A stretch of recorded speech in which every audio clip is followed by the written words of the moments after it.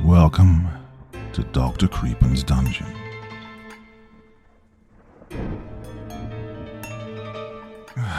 The Wendigo, a creature from Algonquian folklore, primarily found in the legends and stories of the Native American and First Nations peoples, particularly those in the northern forests of the United States and Canada. The Wendigo is often described as a malevolent, supernatural, and cannibalistic being, as we shall see in tonight's 2 feature-length stories. Now, as ever before we begin, a word of caution. Tonight's tales may contain strong language, as well as descriptions of violence and horrific imagery. If that sounds like your kind of thing, then let's begin.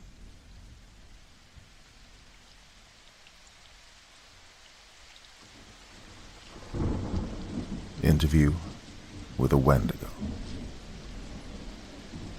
Let's get going. We have a schedule to keep. The southern drawl of Joel Singer called out from the bed of the old van in the driveway. The cold, foggy morning was damp from the rain that had fallen the night before, making the ground covered in frost as the rest of his team joined him. The weather was cold and was only going to get worse, making it very hard to argue with the man. The southern giant was loading heavy equipment boxes into the truck bed. Like his companions, Joel had dressed for the weather: flannel shirt with sleeves rolled up to his elbow, tan cargo pants, and hiking boots. The man had the equipment to handle where they were going. He was the expert. Let's get the lead out. We have a job to do. Joel called out now with more bass in his voice, finishing loading the van. The idea of spending 3 weeks with these 4 wasn't Joel's idea of a good time. By then, an attractive, albeit authoritarian-looking woman in her mid-20s had strolled to the larger man. The morning sun kissed her skin, and the lightly tanned tone made the shock of the outer part of her blonde hair stand out like honey gold. Her eyes were deep blue, and her eyeliner was pink, with 3 beauty marks below her right eye. Oh, she stood out, being the only one not dressed for the wilderness. With a voluptuous body, with a noticeably curvaceous figure, a figure one would see in one of those adult movies or fashion magazines. Well, there was more to her, though, than a pretty, smoking body, tall, lithe, and athletic. She had a far more muscular physique than her valley girl appearance would admit. Her outfit was a ruffled pink, long-sleeved crop top, and a ruffled pink skirt with a slit at the hem, with a light pink slash as a belt with a heart design. "Cassie, we're going to the woods. We're going to be in the mud and dirt, so you think maybe you're a little underdressed for the job?" Quincy Woods asked in his Boston accent, like gravel, tossing his bag into the pickup. Well, his build was unique, so it made him seem small compared to the other males at only 5'11", the likes of Joel, who sported a towering height and heavily muscled build. Well, Quincy was of average height and extremely lean. This man's hard physique and accent gave off the impression of a hard-as-nails street thug. His most striking features were his eyes, distinctly icy blue, and his haggard features, with an unkempt brownish beard and a Viking undercut, paired with a messy topknot holding up his long, slick-back brown hair. With blue jeans, a light blue short-sleeved button-up shirt, and a brown t-shirt underneath, wearing a blue Sherpa denim jacket for the cold and dark hiking boots for the trail ahead of them. "Shut it, Quincy. You only wished you looked as good as me," Cassie Bridges snapped in her valley girl accent, clawing at the 2 men's brains with how annoying it was. "You know she's right. We're heading to the Yukon, not really going to be there for a photo shoot," Frank called out to Cassie, his hands full with their equipment and a bag on his back. Tossing the rucksack into the truck, Frank turned to his team. Frank Doyle walked toward his 3 companions, a tall, tan Caucasian male in his mid-30s. He looked like a movie star, ruggedly handsome good looks, complete with a sharp jawline, a cleft chin, a few beauty marks, and sporting a 5 o'clock shadow, which gave Frank all the makings of a heartthrob in a rom-com. Short and spiky auburn hair, and squinty hazel eyes. He had a muscular physique, standing at 6'2" and weighing in around 220 pounds of pure muscle. Frank looked as capable of beating someone's ass as he was of getting a girl for the night. wearing an army green 4-button Henley shirt and tan cargo pants and army boots with black leather tactical gloves on. He was holding his rucksack. Cassie smiled at Frank, giving him bedroom eyes as he passed. Behind Frank, lugging a camera and some sound equipment, was Nolan, setting his gear into the van. He grumbled something under his breath, passing Frank and Cassie with a look toward the pair that was a mix of longing but also disgust. Nolan Harker was taller, at least 6 feet, and wiry, with cherry-red hair and a mod cut with sideburns that made the others think Nolan looked like a ginger Austin Powers, and black eyes behind half-moon glasses which gave off a cold vibe that was hard to shake. Being the leanest of the 5, Nolan still had a bit of muscle on him. Well, the young man looked skinny compared to his peers, though. Army parka, Cuban-style khakis, linen Guayabera-style shirt, and hiking shoes were his preferred footwear. That bloody equipment's loaded. Let's get the hell on with this before we all die of old age. Nolan barked, annoyed, his thick Welsh accent adding an edge to his tone. Cassie, you want to drive with me? Nolan asked, his eyes hopeful. Yeah, sorry, but no, I'm going with Frank. You can go with Joel and Quincy, Cassie said, her face showing her disgust at the gall of Nolan, ruining her alone time with Frank. Nolan looked hurt and angry at the couple as they made their way to the Jeep. After another 20 minutes of prep work and packing, the 5 loaded out and started heading to Whitehorse. A long drive for the crew from Prince George, British Columbia. The sun was going down by the time they reached a motel in a small town halfway towards Whitehorse. With the sun on the horizon, the crew thought it best to rest there for the night. Tell me why we couldn't at least fly to Whitehorse, Cassie whined as she was stiff and cranky from the long drive, and when she stepped out of the Jeep she heard a popping from her body. She stretched while Nolan went to get their room keys. By the time she'd finished with her stretches, Nolan had returned. She joined the guys, taking her room keys, while the guys took the other rooms. There's no budget for it. With all the equipment we have, we were lucky to get over the border. Plus, most of our equipment was shipped to Whitehorse a few days ago, Joel told Cassie, grabbing his bag and heading to his room to get some sleep. His crew followed suit. The night was chilly for spring, and for Joel and the rest of the crew, it was still too cold for them. It was later when Frank walked outside, a cigarette in his mouth, and the moonshine illuminated the parking lot and the forest in front of the motel. He looked back, seeing Cassie in a blanket covering her naked, alluring figure. Cassie had invited herself into his room after she figured the others had passed out. Her nightclothes were on the floor, next to Frank's. Even now, with work and staying in a crappy motel, Cassie and Frank weren't able to miss out on a perfect opportunity for their favorite pastime. Frank turned back around, looking out along the woodline. Frank, baby, come back to bed, Cassie called out to him, her eyes burning into his soul. He felt her looking at him, a frosty cloud of his breath visible from the moonlight. The evidence of their lovemaking still hung in the air. Yeah, babe, I'll be there, Frank said, his eyes still fixed on seeing several sets of eyes looking back at him. Sweetheart, let's get some rest. Tomorrow's going to be a long day.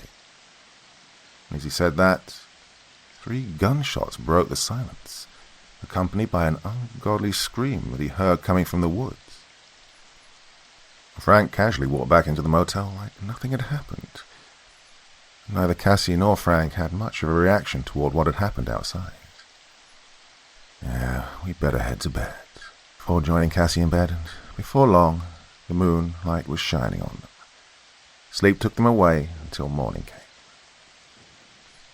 In the forest, the icy cold of night consumed all, hiding the dangers of this subarctic landscape. The ancient forest was silent. No owls, wolves, or any other animal. The forest was as dead as the grave. In the shadows, 4 figures were standing around each other, watching the motel and the dead figures at the woodline. The morning was colder than before, almost like the weather didn't want them to go any further. Frank and Cassie emerged from their hotel room.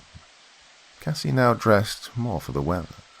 A Russian Cossack hat, red and black parka, grey scarf, beige combat pants, a black sleeveless top, and a pair of black snow boots. Frank and the others were also ready for the weather. Parkas, beanies, gloves, along with the rest of the gear, were now in the vehicle. Frank took a moment, looking out over to the mountains, praying they didn't have to go there. Mount Logan was on the horizon. Its snow-capped peak was shining with the rays of the morning sun. The shadows of the forest in front of them were revealing their secrets slowly as the morning chill came with a fresh scent of pine, white spruce, balsam poplar, and trembling aspen. "Let's get going. We're burning daylight," Quincy yelled from across the parking lot. "On to Whitehorse, then?" Frank asked with a yawn. Joel shook his head, though.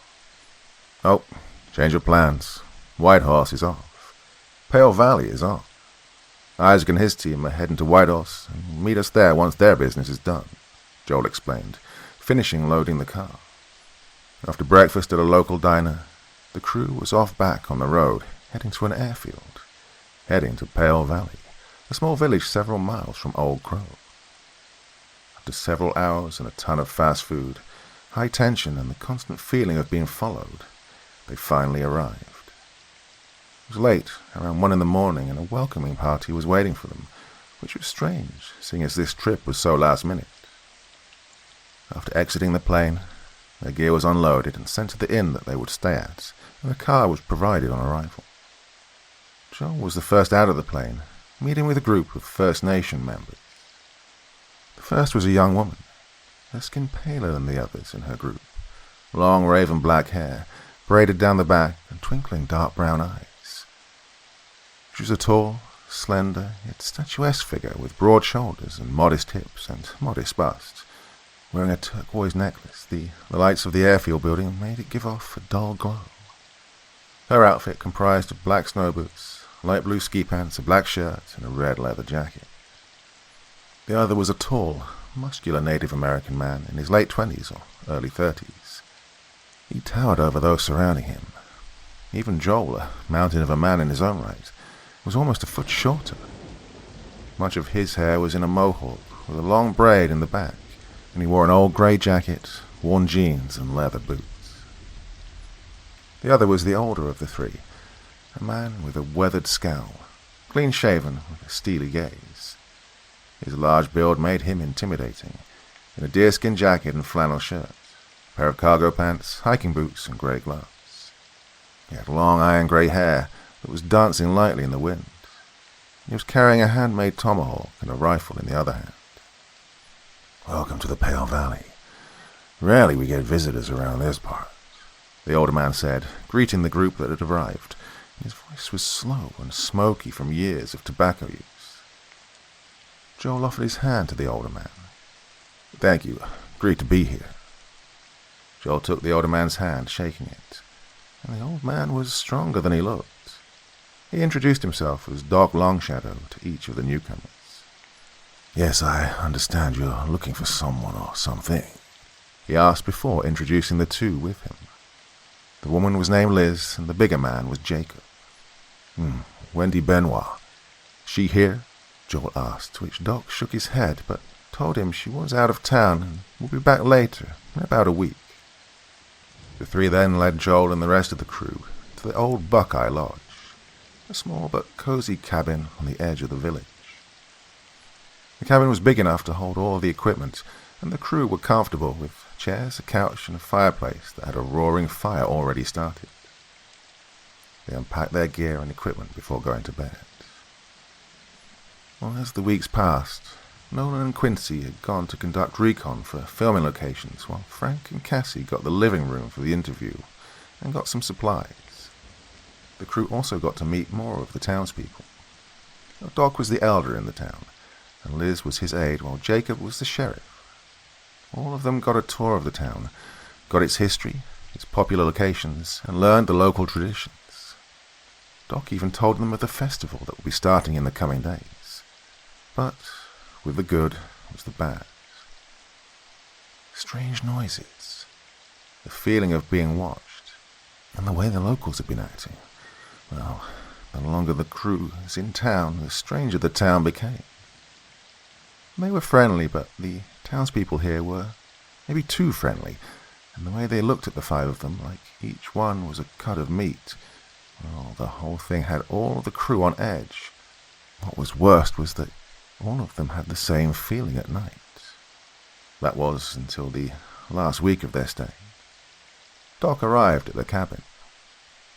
"Is everyone ready for a drink?" Doc asked, taking them to the local tavern. Well, Ten Elks Tavern was at the center of the town, and while it was small, there was a welcoming aura to it. It looked very local, with pool tables in the corner, dartboards, and a pinball machine at the far end. The owners had scattered the tables about the bar, with patrons all deep in conversation, but they turned their attention to the party when they walked in. Looks cozy here," Quincy said, with sarcasm in his voice, getting an uneasy feeling from all of the staring faces. So he opted to go to the bar, telling the bartender to give him a Jack and Coke and keep them coming.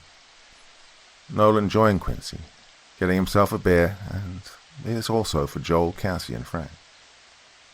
All of them felt the crowd's eyes on them. Cassie was getting a chilling feeling when she sat down. Joel and Frank were also clearly on edge. Even when they were ordering food, they felt out of place here. Well, these people didn't look at them like they were outsiders. It was more like, well, like they were items on the menu. Ooh. Rabbit meat, horse meat, deer meat. It's like any type you like, they have. What kind of place is this? Cassie asked, speaking in a hushed tone to the rest of the group. Well, this made Joel and the others take quick glances around, assessing the crowd. All five of them tried to hide how on edge they were.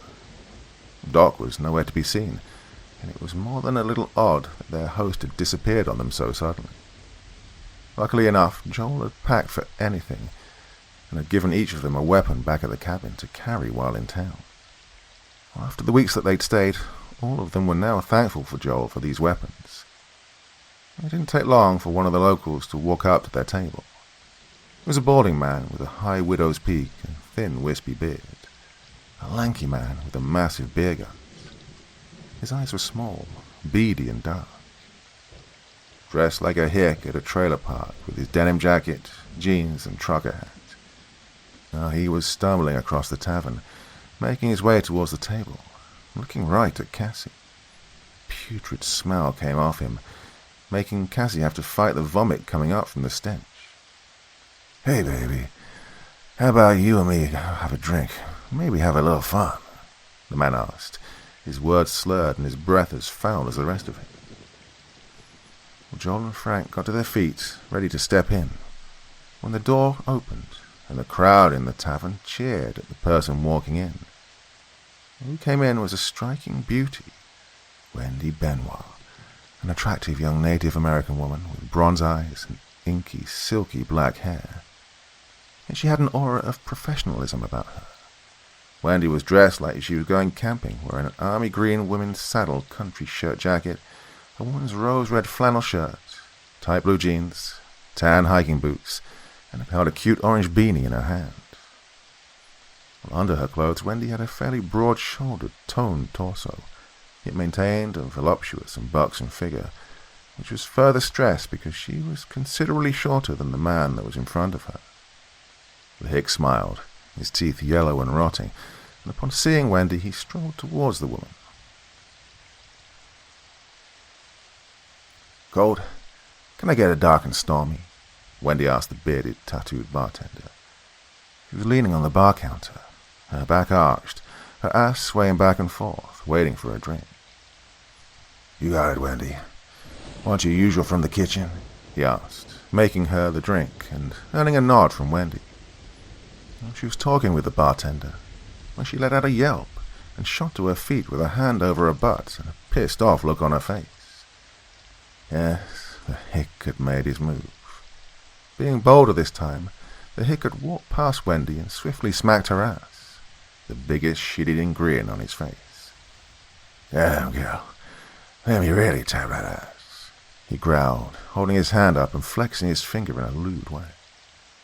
Well, Wendy straightened up, brushed off her butt before turning to face the hick, and cranked her neck before her knee made contact with his crotch, making him drop to his knees. The hick was groaning in pain and looked up at Wendy, only to find the business end of her knee knocking him to the floor, his nose now gushing blood. "Bobby, touch me again with those greasy hands. I'll break it off and feed it to you," Wendy told the hick. Her boot was on his chest, pinning him down. Well, all took notice, checking Wendy out. Even Frank was, making Cassie huff in jealousy. "Hey, you boys need a napkin? You're leaving a puddle on the floor," she hissed, her eyes staring daggers at Frank. "Cassie, are you jealous?" Nolan asked, teasing her, earning him the same glare she was giving Frank. "I just don't see why you four are panting like dogs. She's not all that hot," she said, huffing again. "Cassie, look at her. She looks like she should be a model for Sports Illustrated. You look like a model for Playboy," Nolan said, pointing from Wendy to Cassie. "You would say that, you freaking pervert," Cassie spit out in a low tone, making Nolan go silent. "Well, you want to try your luck? Go talk to her and get your teeth kicked in," she grumbled. The two went on like this for a while until Joel stood up, heading to the bronze-eyed beauty. "Excuse me, miss, but are you Wendy Benoit?" "Yeah. Who are you and why do you want to know?" Wendy asked. Wendy asked as one of the wait staff set her drink in front of her. She looked at the older man with a drink in her hand.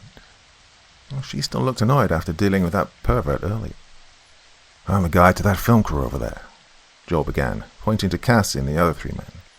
"We're here to do interviews with the locals and tourists on sightings of local legends. We've been told you know quite a bit about it," Joel explained, getting a bored and annoyed look from Wendy. Visibly annoyed that someone was interrupting her when she was trying to relax, and here this guy was bothering her. "Well, take a seat in your Frankenjoy, but any funny business and I walk," she warned him, her voice luscious, very tasteful and attractive, appealing to Joel like the call of the wild.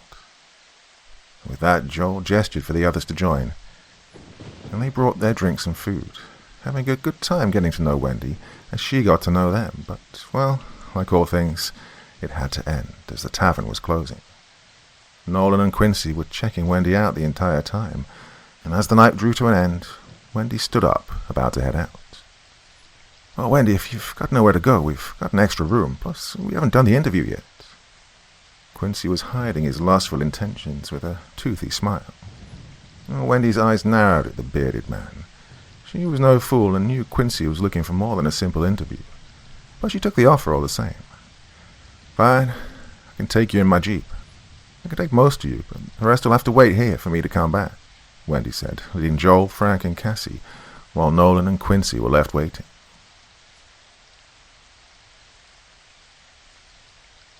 Part 2. It was late by the time everyone made it to the cabin.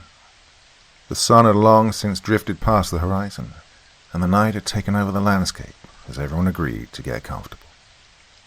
Wendy and Cassie headed to the shower, with Frank and Joel standing guard. Nolan and Quincy were outside checking the generator. The bitter cold would not stop the two men from their goal. While outside, Quincy and Nolan were heading back when they passed the girls' room.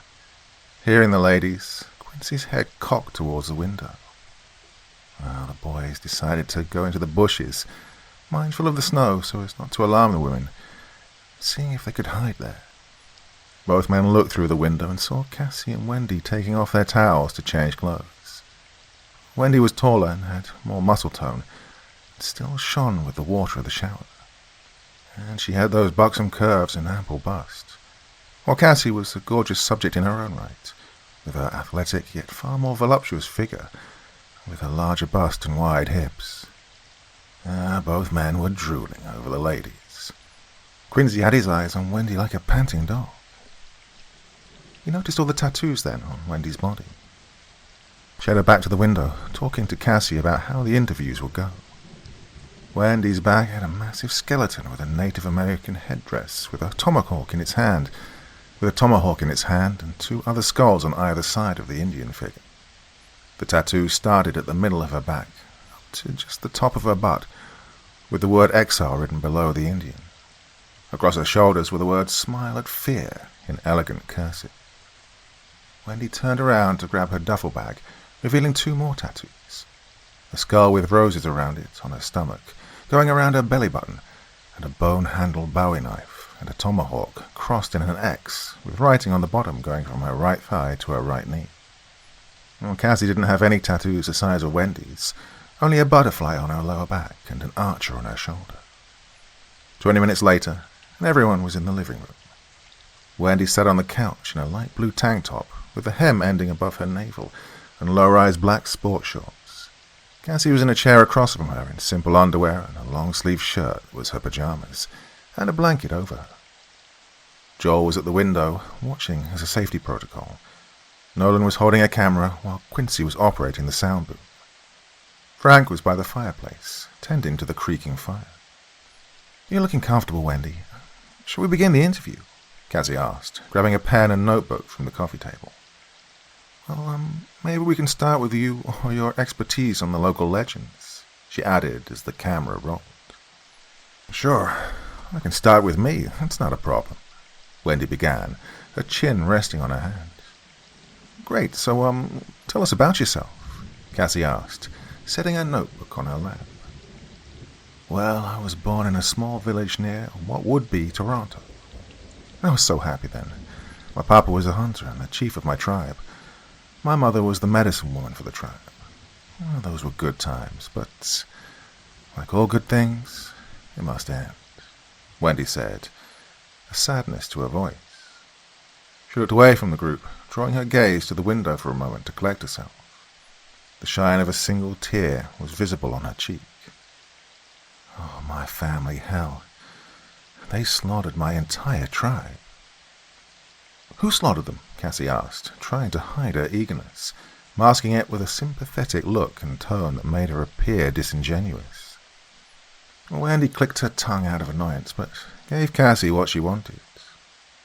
All the same, before straightening up in her chair, Wendy's eyes flashed a pale white.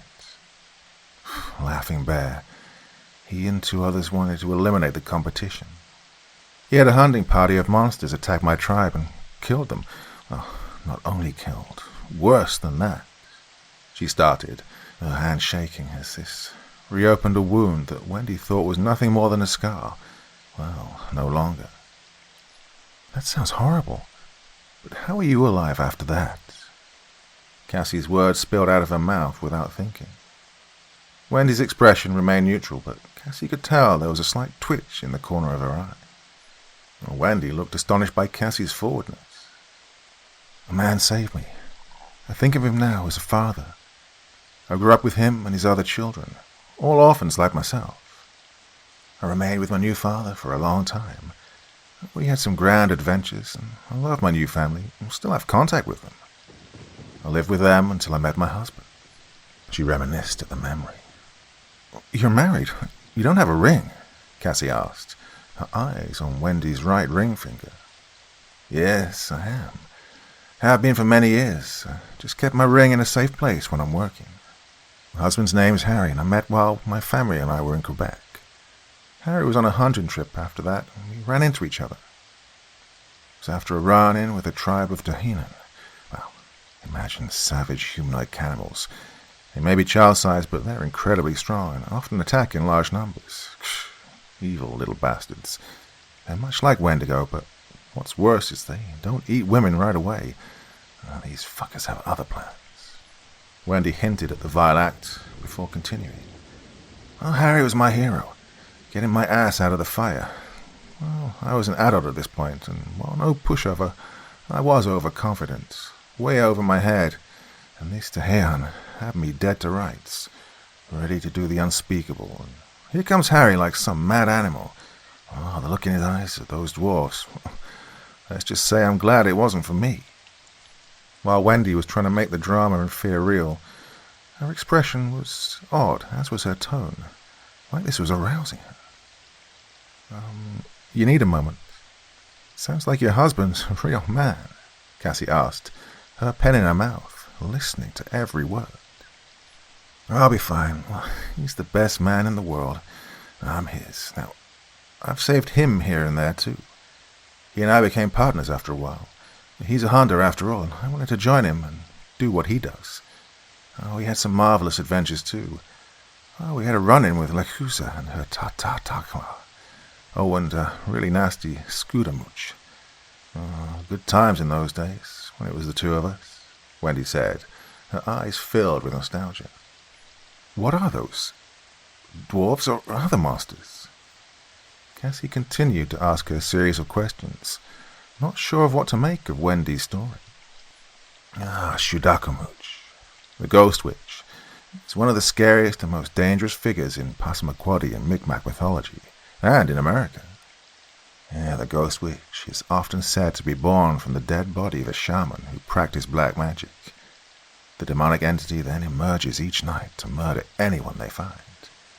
You can kill them with fire, but beware if approaching one.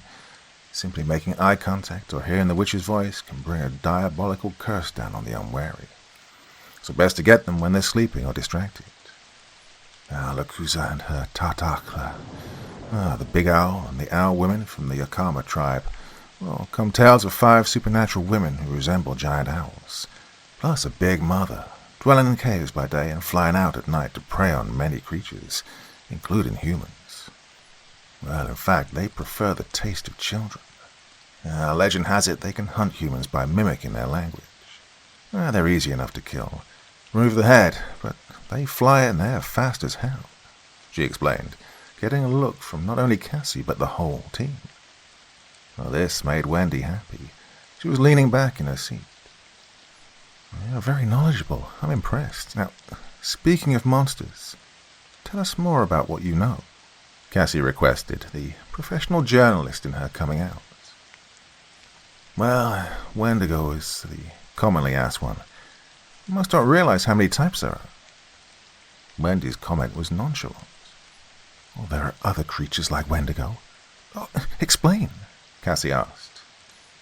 To begin with, most people think Wendigo, it's like deer-like man-eaters that stalk the forest in the northeast, but that's not the case. Wendigo's a humanoid, standing at over 6 feet. They appear emaciated with bones visible under their pallid skin as a symbol of their unquenchable hunger. Wendigo's eyes are usually pushed back deep in their sockets with milky white eyes and have many layers of crooked and sharp teeth. They have razor-like claws that are used to rip prey to shreds. The idea of the antlers and the deer skull is not new, but a more modern than traditional one to some tribes here in the north. The tradition of the deer antlers and skull is still a practice, but for as a hunting ritual, well, most are deer or deer-related animals. There are some who do use other animals like bears, wolves, and mountain lions, Wendy explained, letting Cassie write her notes so she'd understand what she was talking about. So, there are more. How is that possible? Others are out there, Cassie inquired, her pen tapping at her bottom lip. Her attention was totally on the woman on the couch in front of her. Wendy crossed and then uncrossed her legs, thinking about how best to word her answer. Creatures like the Wendigo are Wechuge, Kiwok, Jenu, Djunkwa, Achen, Tashia, Chinu, Lijarak, Taruksuk. Most are here in northern Canada and Alaska and most of the northern part of the United States. That many? What makes them so similar or so different? What makes these monsters you listed like Wendigo? Cassie continued her questions. To hear that there were so many variations of one type of monster was amazing. This is a long explanation. For starters, most, if not all of them, are cannibalistic and spirit-like, so if they die, they can possess those that engage in cannibalism. Now, this is only possible if they're of pure blood, but, well, let's start with the Kiwok. They have a culture. It's like the Abenaki tribe of the northeastern United States. A Kiwok, or Giwakwa, was a giant cannibalistic half-animal, half-human creature that inhabited the forests and woodlands of the area of present-day New England and Quebec during ancient times. Now they've spread across the northeast, and some are here in the Yukon. Most legends describe them as former humans whose hearts turned to ice because of either possession by an evil spirit or commission of some dreadful crime, such as cannibalism or allowing a person to starve.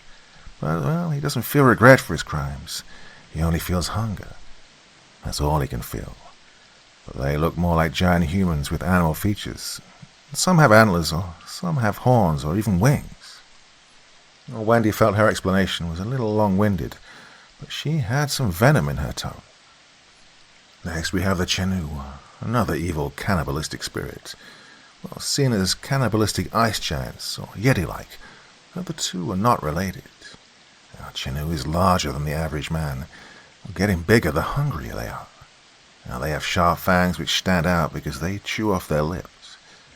They're hairy too, with thick, ashy hair, with horns.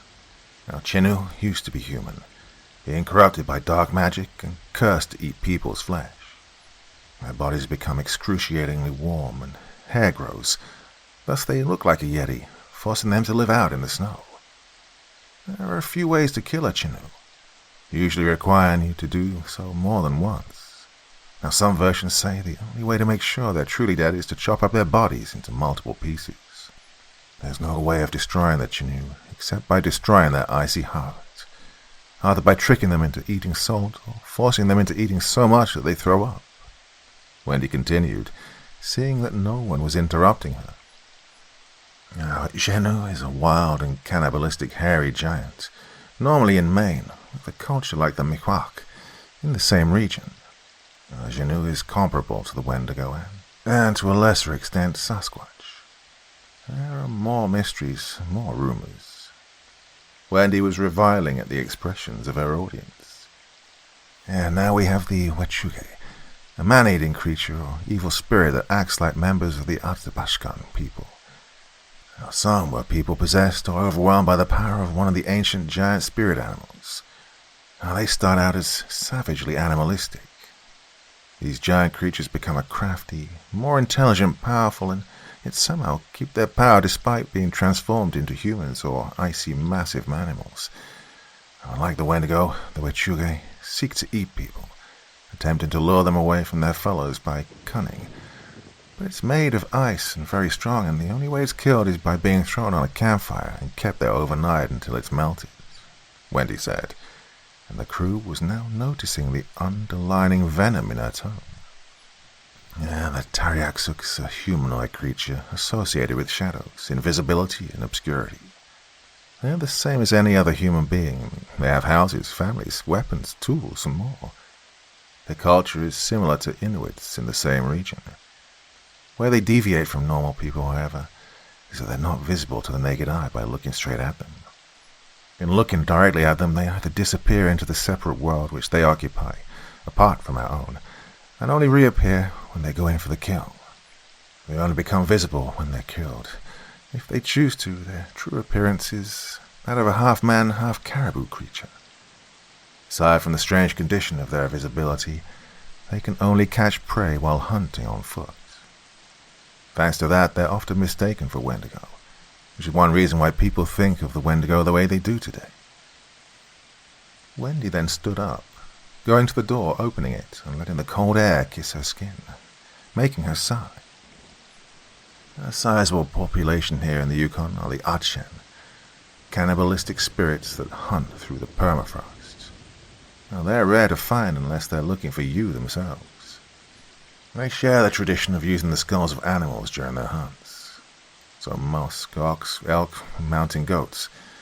And as such, you expect the Achen would look like a Wendigo, but at least that's not the case. They're more robust and hunchback. Their arms are long, making their fingers drag on the ground, and their feet are more hooved. Wendy leaned against the frame of the door. The room was getting unnaturally cold now. Each member of the film crew felt their hair stand on end as the cold nipped at their exposed skin. The moonlight spilled into the cabin, illuminating the room and bathing Wendy in a pale glow, creating both an alluring but also an ominous atmosphere. "How do you know all of this?" Cassie asked, standing up, exposing her bare legs to the cold. Cassie felt goosebumps forming as she backed away behind the boys. That's easy.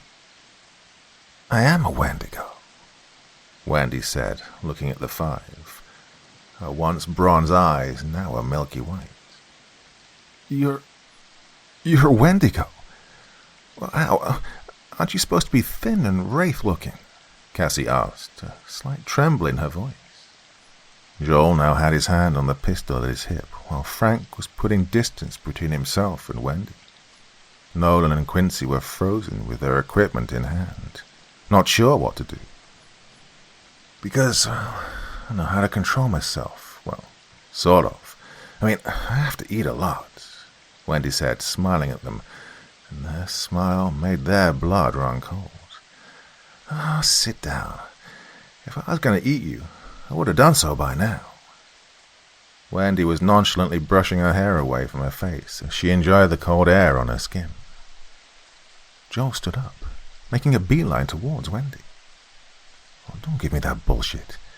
You mean to tell me you're a Wendigo and you're not hungry? He was perplexed, not believing a word from this woman. Believe me, it doesn't matter. You'll soon realize I'm the least of your worries, Wendy told Joel, looking outside as a pair of glowing, pale eyes peered in from the woodland. Yeah, looks like we have company. Wendy looked outside, then back to the crew, her eyes back to normal until they could hear the sounds of trees knocking. What's out there now? Joel was asking the questions now, gesturing to the others that this thing was getting hairy. Frank quickly passed Cassie some pants and shoes. Nolan and Quincy were recording the whole thing. From the trees, a blood-curdling wail erupted from the forest, making all but Wendy feel their hair stand on end. The wailing made the entire rest of the forest deadly silent. The eerie quiet had everyone in the cabin on high alert. Only Wendy was calmly picking at her nails, while the fear of the situation washed over the rest of the group. What the fuck was that? Nolan spat out in fear as the man looked close to pissing himself from where Wendy was standing. Argopelder, wood devils, Nookluk, or hell, maybe Madlocks. There are a lot of what you could call Bigfoot tribes here in the Yukon. Now, Nookluk is the largest, then the Urilia, and Madlocks, but they prefer the term Mangani. Wendy explained this before a second wail, now closer to the cabin, bellowed from the woodland. You five picked the worst time to come to this place. But Wendy's voice was almost drowned out by a cold gust entering the cabin, and with the gust came the sounds of chanting and voices. Nolan turned the camera to the window, as movement coming from the trees and snow falling, as a massive creature appeared from the tree line. The creature had to be 30 feet tall, with white fur covering most of its thin, hunched body. Its head had the skull of a moose covering its face, and its mouth was full of black, rotting fangs. As its massive antlers were approaching, it broke branches and snow was falling to the ground. And Wendy waved at this massive beast.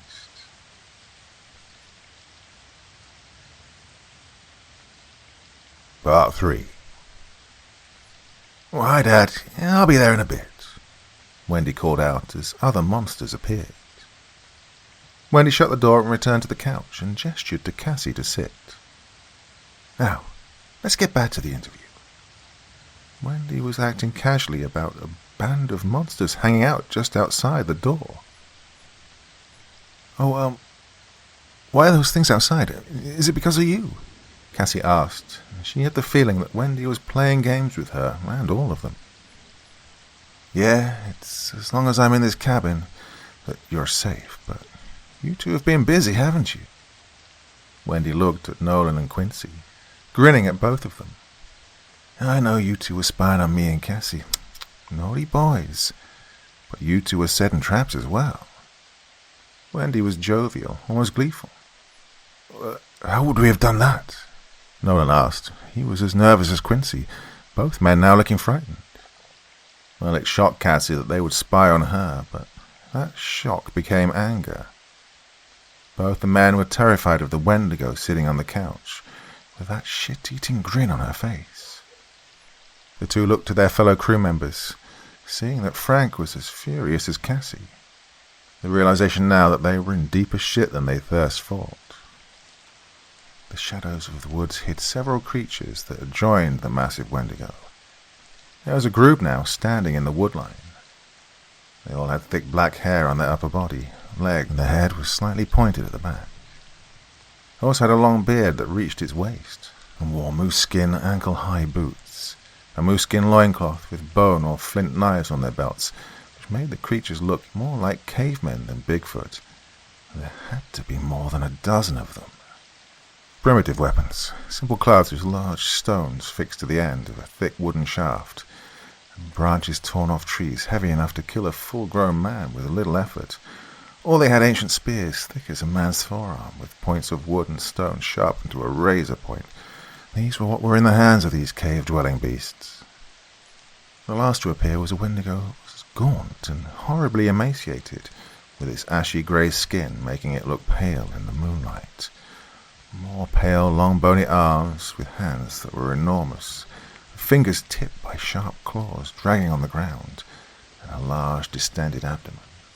While their arms and legs were long and slender, and they all stood hunchbacked. Their skull-like faces had short strands of long, stringy hair, and sunken black eye sockets, and mouths filled with long, jagged teeth.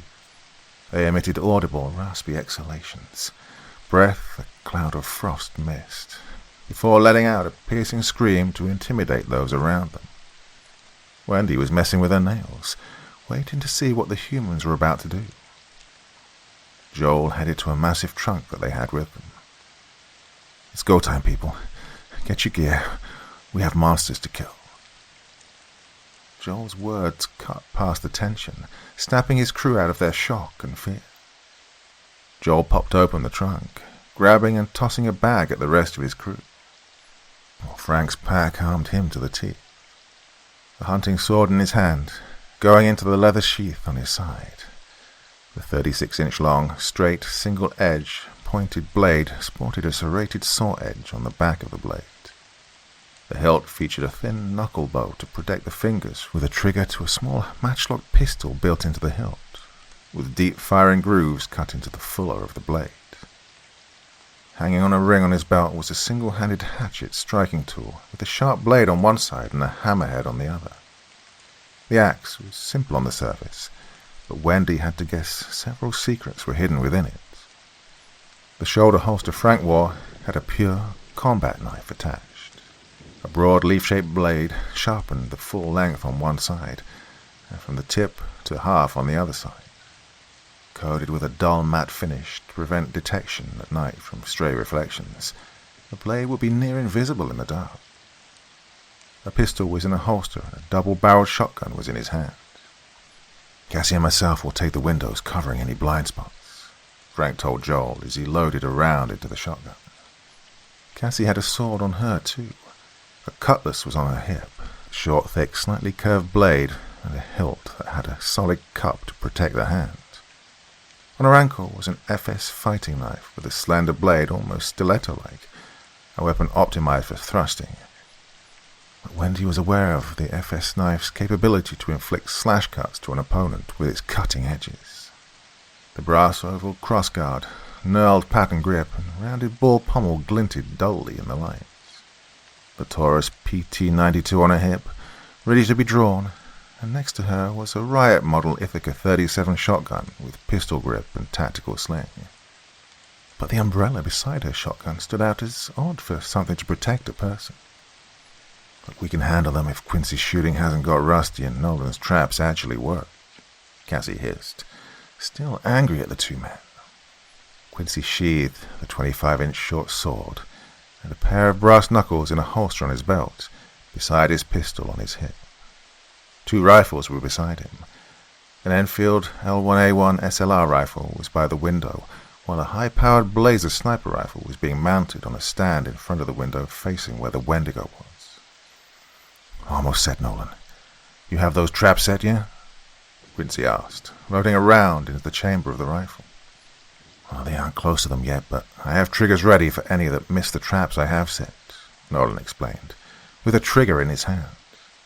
Nolan was holding a short-bore spear in his hand, with 2 lugs on the spear socket behind the blade, with each lug attached to hook an opponent's weapon, additionally acting as a barrier to prevent the spear from penetrating too deeply into the quarry where it might get stuck or break, and to stop an injured and furious target from working its way up the shaft of the spear to attack Nolan. Well, the shaft itself was short, but there was a trigger by his hand, so Wendy was wary of that weapon. Nolan's Mark I trench knife rested comfortably in the sheath, its 6 3/4-inch double-edged dagger blade with a black oxide finish, and the bronze handle had a chemically blackened finish too, with cast spikes on the bow of each knuckle. The spikes were intended to prevent an opponent from grabbing the knife hand, as well as to provide a more concentrated striking surface when employed in hand-to-hand combat. This was a weapon not just for hand-to-hand combat, but stealth as well. Close to Nolan was a crude club made out of wood, spikes nailed into the wood near the top and extended a couple of inches from the body. 6 spikes, all evenly spaced around the circumference, with one sizable spike at the end of the club, made to be lightweight and to kill the brain of whatever Nolan swung it at without getting stuck in the skull. The rest of the club was wrapped in barbed wire, adding to its lethality. He had a cord leather strap at the end of the club, and the pistol on his belt and the M16A1 was hanging in front of him. "Isn't that a little much? I mean, a spear and a club. Can you even handle all that?" Cassie asked. Well, like the others, she knew that they were in for a long night. "I can. We have God knows how many of those things out there." Nolan sounded like he was whining, like this was more of an annoyance than a life-threatening situation. "Yeah, man up, Nolan. This is not your first rodeo," Joel growled, marching toward Nolan and slapping him to get his head in the game. Well, Joel's equipment looked more old-fashioned than the rest of the crew. His Bowie knife looked right out of the Old West, its coffin style, a simple riveted wood handle, a brass guard and a clip point hanging freely on his right side. The tomahawk was hanging on his left. The less than 2-foot hickory shaft was simple, with 3 feathers tied to a paracord lanyard just below the eye of the tomahawk head. The blade of the tomahawk was around 9 inches and had a spike on the back end. A bullwhip wrapped around his shoulder. The whip was latched comfortably, holding the 9-foot thong of the whip. Frank noticed the whip didn't look like cowhide. There was an M3 trench knife on his leg, and the relatively narrow 6.75-inch bayonet-style spear-point blade with a 3.5-inch secondary edge sat comfortably in its leather sheath. The simplified, grooved leather handle in the steel crossguard bent angular at one end to facilitate as a thumb rest. A pair of revolvers on either side of him, adding to the pistol he was already carrying. A Winchester Model 70 was leaning on the chair as they were gearing up. "Is that a new whip?" Frank asked. "Yep, made of kangaroo hide. I was told it's better than the oxide one I had before," Joel confirmed, grabbing his Winchester. Joel looked outside. There had to be a good 20 to 30 yards between the cabin and the monsters at the woodline. Quincy set up his sniper rifle, his scope aimed at one of the creatures. "Yeah, we have about 20 of those fucking Bigfoot assholes out there," Quincy said, cocking his rifle. The Wendigo walked forward a few steps and pointed at the cabin and roared. Well, what they expected was a charging mass of black fur, but what happened next was pure silence.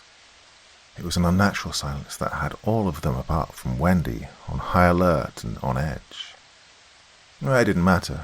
If this was your first time facing creatures of the forest, or the 100th time, this was the hardest part of the job. Anything could happen, but the 5 of them knew if they left the cabin, they were all dead, no question. Quincy was looking through his rifle scope. He could see 2 of the Nook-Look, both robust creatures armed to the teeth, like the crew. One was dragging a vicious-looking club and had a primitive stone knife. The other had a simple bow with a quiver of arrows, which Quincy could clearly see. He never even saw the 3rd ape-man toss the spear that was coming at him, the stone blade of the spear missing the hunter, just grazing his cheek, but leaving a nasty gash and knocking Quincy to the ground. He clutched the wound as blood pooled onto the floor, the red liquid already staining it, while Nolan and Cassie rushed to their partner, seeing him still moving and cursing at the pain and at the beast that had attacked him. "Quincy, can you fight?" Cassie asked, her hand on his shoulder, her eyes focused on the spot where the spear had hit him. Quincy nodded gingerly, got to his feet, grabbing the chair, holding onto it to gain his balance back. The wound on his face was still bleeding badly, and drops of blood were hitting the floor. He staggered towards his rifle, only to see a furry arm grabbing the weapon, dragging it out of the window. The sound of bending metal shattered the silence as the Nugluk twisted and bent Quincy's rifle into a twisted, useless mess. Quincy was swearing in utter pain, seeing what was left of his weapon. Well, thankfully he had a second rifle, and in the echoes of his old master's words, a backup's never a bad thing to have. This thought ran through his head while Quincy got into position, grabbing his other rifle, just as the sky rained spears and long primitive darts, piercing the windows and sticking to the side of the wall. In revenge, Quincy fired off 3 shots, killing 2 of the Nugluk, including the one that had maimed him. This got the response the hunters were looking for. The Nugluk stopped wasting time and charged at the cabin, swinging their clubs and axes, roaring and bellowing in rage at their fallen tribesmen. They were going to destroy that cabin, and they would feast on the men and use the women before eating them too.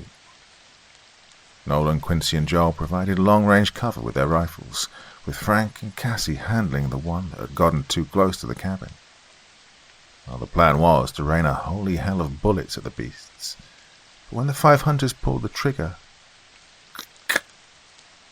"What the fuck?" Frank cursed, checking his shotgun, discovering the firing pin was missing. The others checked their guns, noticing they'd also lost their firing pins. "What the hell happened to the firing pins?" Frank yelled, checking his pistol, seeing that firing pin was also missing. He tossed his pistol aside and drew his hatchet, preparing himself for a more up-close and personal fight than he or his crew had been banking on. The charging Nugluk, approaching the cabin, was about halfway there now, when the front line stopped and wailed in pain, falling to the ground, seeing one of their feet mangled and bloody. The foothold traps and snares had cut into their flesh, making the leg useless, while others were disappearing, falling into trapping pits filled with spikes, killing those that fell in or pinning them to a spot to be picked off by the hunters. But the traps could only take out so many of these ape men. Those that didn't trigger the traps had made their way to the cabin now. The first of the Nugluk, bashing through the wall, winding up to swing at the first person they saw. But they were met with the business end of Cassie's cutlass, the unmistakable twang of steel hitting bone, and the wet squelching sound as Cassie cut into the beastman's collarbone with ease. This was repeated by each one of the crew, followed by the wails and yelps of the Nugluk who entered the cabin. This action of picking off a few at a time, only without firearms, wouldn't last much longer, and going outside would be a death sentence. Frank looked at the last spot he'd seen Wendy in, and noticed she had disappeared. The realization had dawned on all of them.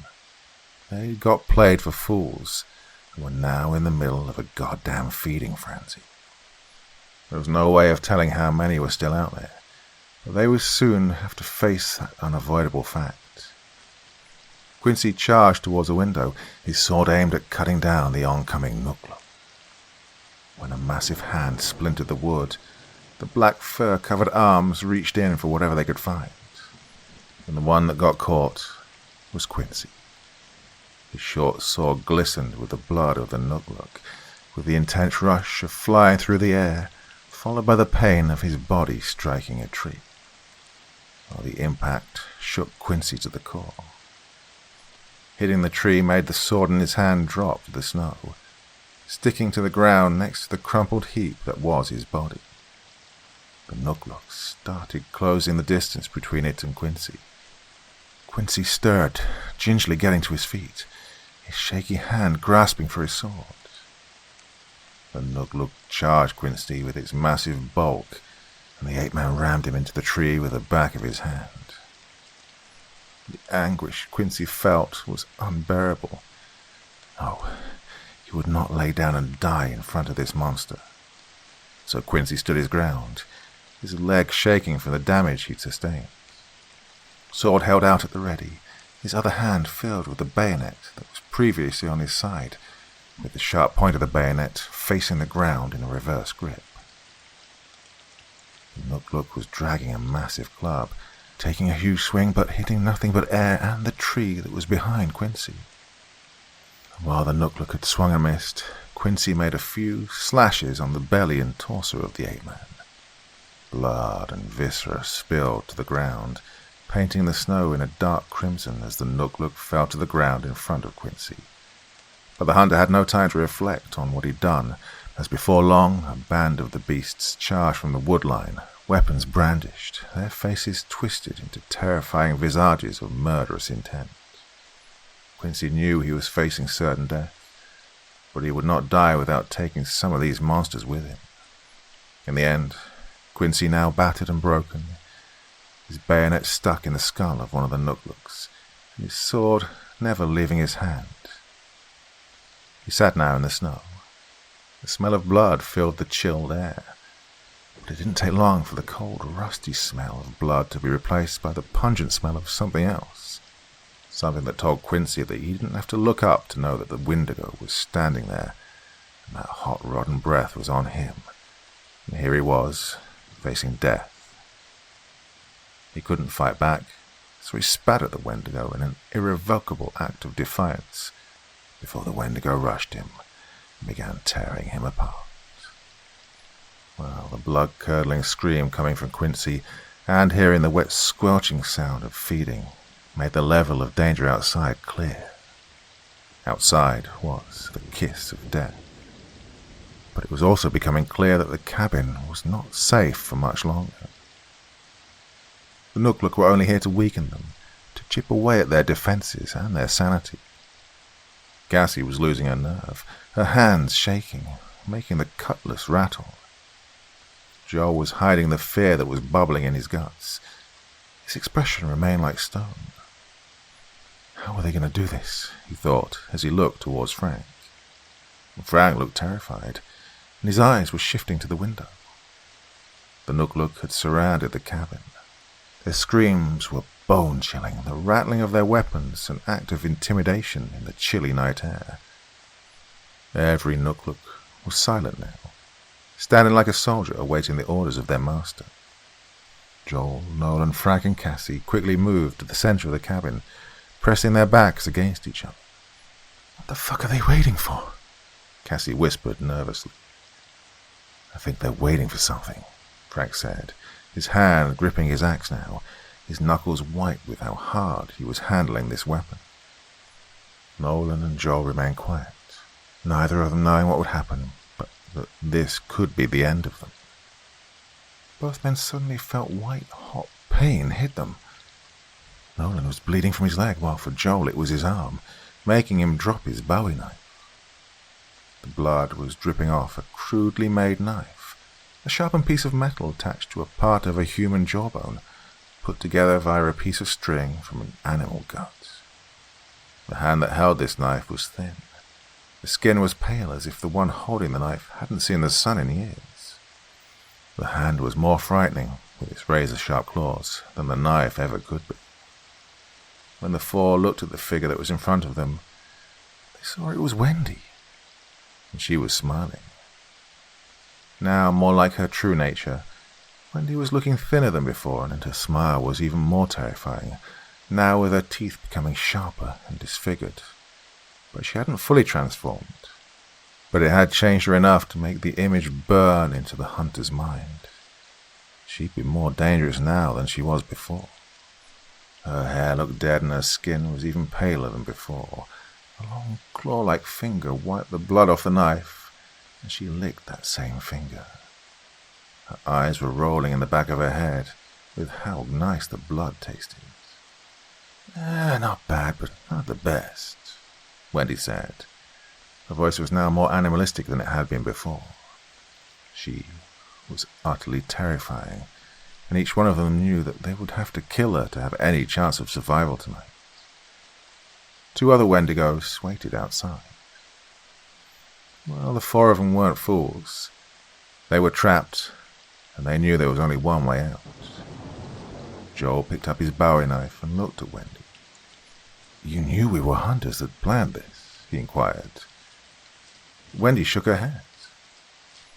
You're right on one thing. I knew you five were hunters, though posing as a documentary crew was a nice touch, I'll give you that," she said, impressed by what the band of hunters had done. "But you had to be nosy here, kill some of my friends. That made it easy to figure out what you were." "So it was you who sabotaged our guns," Nolan accused her, quelling his fear for a moment. But the fire was snuffed out of his anger, with Wendy merely smiling a sick, twisted smile at him. "But Quincy's rifle?" "Well, I didn't do that directly, but the townspeople here aren't the most trusting of sorts. All they had to do was wait. You thought it was smart to hide them in that trunk? Fool," Wendy said, shrugging. "We had to leave one alone for beneficial effects, that you all didn't check your own guns," Wendy said. "You've dug your grave. Now lay in it." Her tone was now sober. She grabbed the air and made a pulling motion, summoning a large Viking axe. "So, who's first?" she asked, that sinister smile back on her face. "First?" Nolan was the first to speak. He stepped up while the others watched their lines of sight. "Nolan, you sure about this? That look in her eyes says she isn't playing. She's serious," Cassie asked, her voice low, glancing looks to her friend, her anger from earlier gone. "Yeah, I'm sure you three can get out of here while I keep her busy," Nolan whispered back, a hand gesturing for the other three to run. "Yeah, fat chance of escape.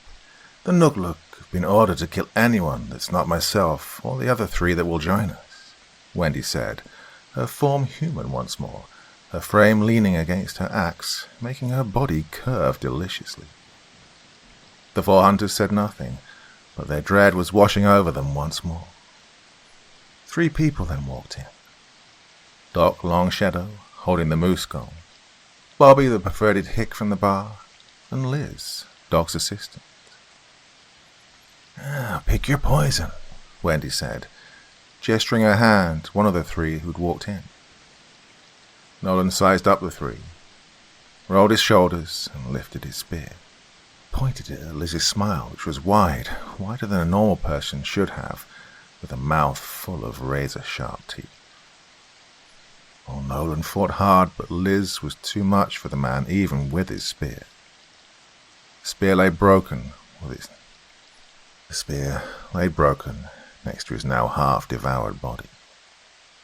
Joel fared better, but against Doc, the hunter ended up with a gunstock club to the gut, and Doc, being a mean bastard, was letting him bleed out.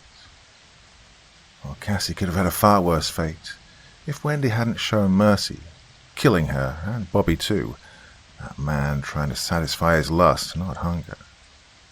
Bobby took the trench club belonging to Nolan and used the club brutally, relishing his time with Cassie, much to Wendy's disgust, before the last straw was seeing a beaten Cassie, helpless, almost being raped by Bobby. Now Wendy wouldn't stand for that. Bobby was soon a dead corpse in the corner, with the marks of a bullet wound on his forehead. Cassie had died from her injuries, but she wasn't being eaten. And that's because Frank was the last man standing. He stood between Cassie's body and the monsters before him. The butt of his axe was smoking, but he pushed the head off his axe, hiding the firing mechanism. He was looking now at Wendy. "Why?" he asked, unsheathing the hunting sword and cocking the gun attached to it. He wanted to see every single one of them dead, and their heads on a spike. "You hunters, you and your people have hunted and destroyed my people. Well, that's what I'd like to say, but honestly, you just had the worst timing to come after a village of man-eaters." Wendy's answer was a little disappointing, mainly for the hunters and their lack of preparation.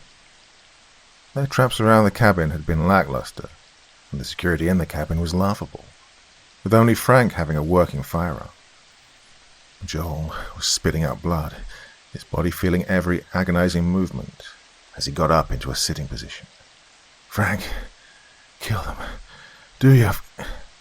Joel started growling at Frank, but got cut short as a fresh wave of hot pain overtook him, the handle of a knife in his shoulder. "That's enough out of you, Hunter," Wendy said coldly, and then turned her attention back towards Frank. "You think you can escape from here, Hunter?" she asked, every step she did avoiding Frank's swings of his axe and swords. Frank took the last swing of his axe to meet Wendy's claw to his neck, killing him, the wet, warm feeling of his blood pouring over Wendy's hand, making her heart race from hunger and her mouth water. Without a second thought, Wendy sank her jagged fangs into Frank's cheek with a loud, sickening crunch. The 5 hunters were now dead and gone, and after Wendy finished feeding on Frank, she took the time to go for a shower, passing Doc and hugging him. "It was good to see you, Dad. This was fun," she said, giving Doc a hug. "It was good to see you too, child. How is Harry? That boy hasn't been here in a while," Doc asked, letting Wendy go. "Well, he'll be here tonight. He had business to tend to," Wendy said before heading to the shower. It didn't take her long to wash the blood off the body. After a good shower, she got a change of clothes when her phone rang. "Exile Repair. We fix everything from wrecks to relationships. How can I help you?"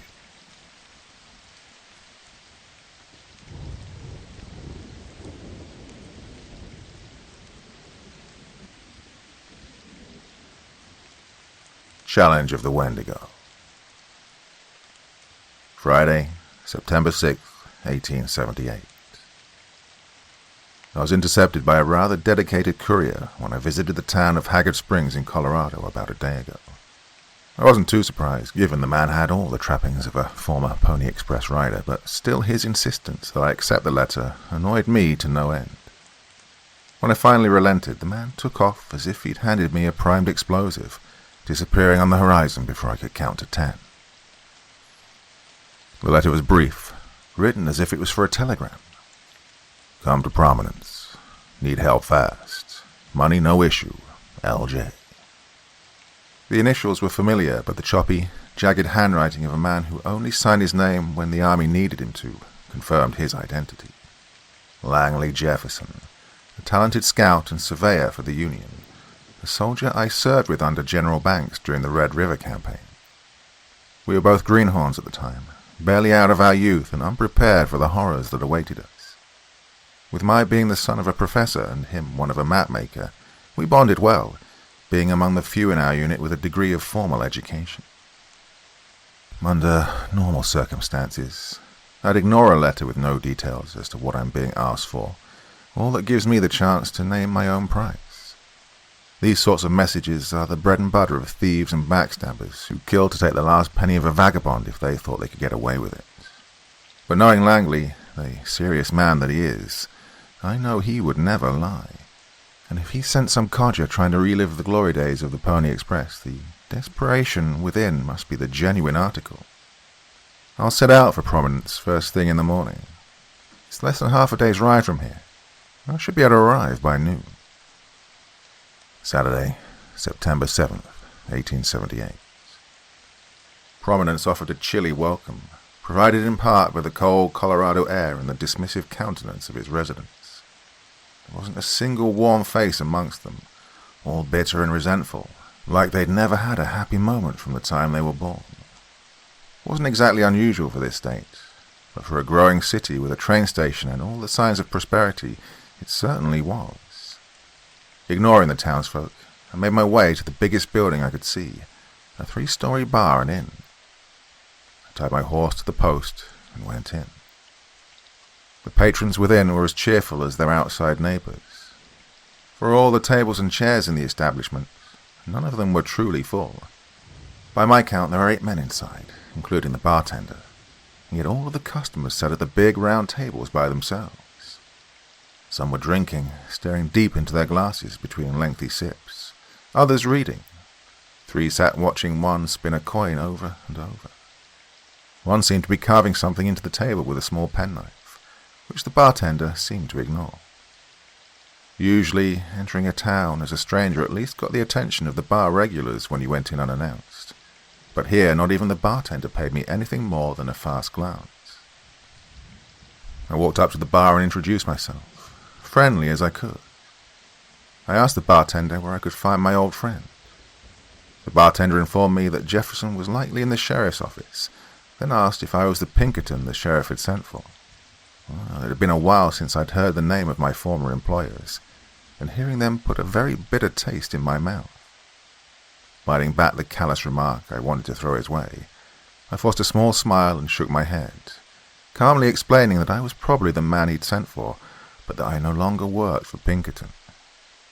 The bartender was indifferent to my response and poured me a glass of water, telling me it wasn't his business who I worked for as long as I was going to help the town. I wasn't aware of how parched I was until I laid eyes on the water and thanked the bartender for it, leaving him a dime as I departed for the sheriff's office. The place seemed to be the only one in town teeming with any semblance of life. Many horses were tied to the posts in front of the building, and it seemed like nearly a dozen men stood outside the place. Some of them were dressed in military uniforms, others the rugged clothes of hunters. Unlike the townsfolk, they were quite jovial, laughing and sharing stories amongst themselves, as men often do in their downtime. I tipped my hat to them as I moved past them to get into the building. The door hadn't even shut behind me before Langley greeted me with the excitement of a child being given sweets. I returned the gesture, somewhat imposed by his behavior. I'd always known him to be a bit eccentric, but never this excitable. It took me a moment to realize his odd behavior wasn't excitement, but fear. I felt it when I shook his hand, his fingers trembling like a frightened animal, cornered by predators with no way out. He motioned for me to sit down, trying to hide his worry behind pleasantries. I spoke briefly on my recent travels, but cut him short when he tried to keep the talk small. I made it clear I understood he was troubled by something, and time spent focused on formalities would only deepen them. His face dropped for a second, then he smiled, chuckling his odd laugh. He seemed to brighten a bit at my frankness, something he probably hadn't endured since we last saw each other. Reaching under his desk, he grabbed and placed upon it a massive deer skull.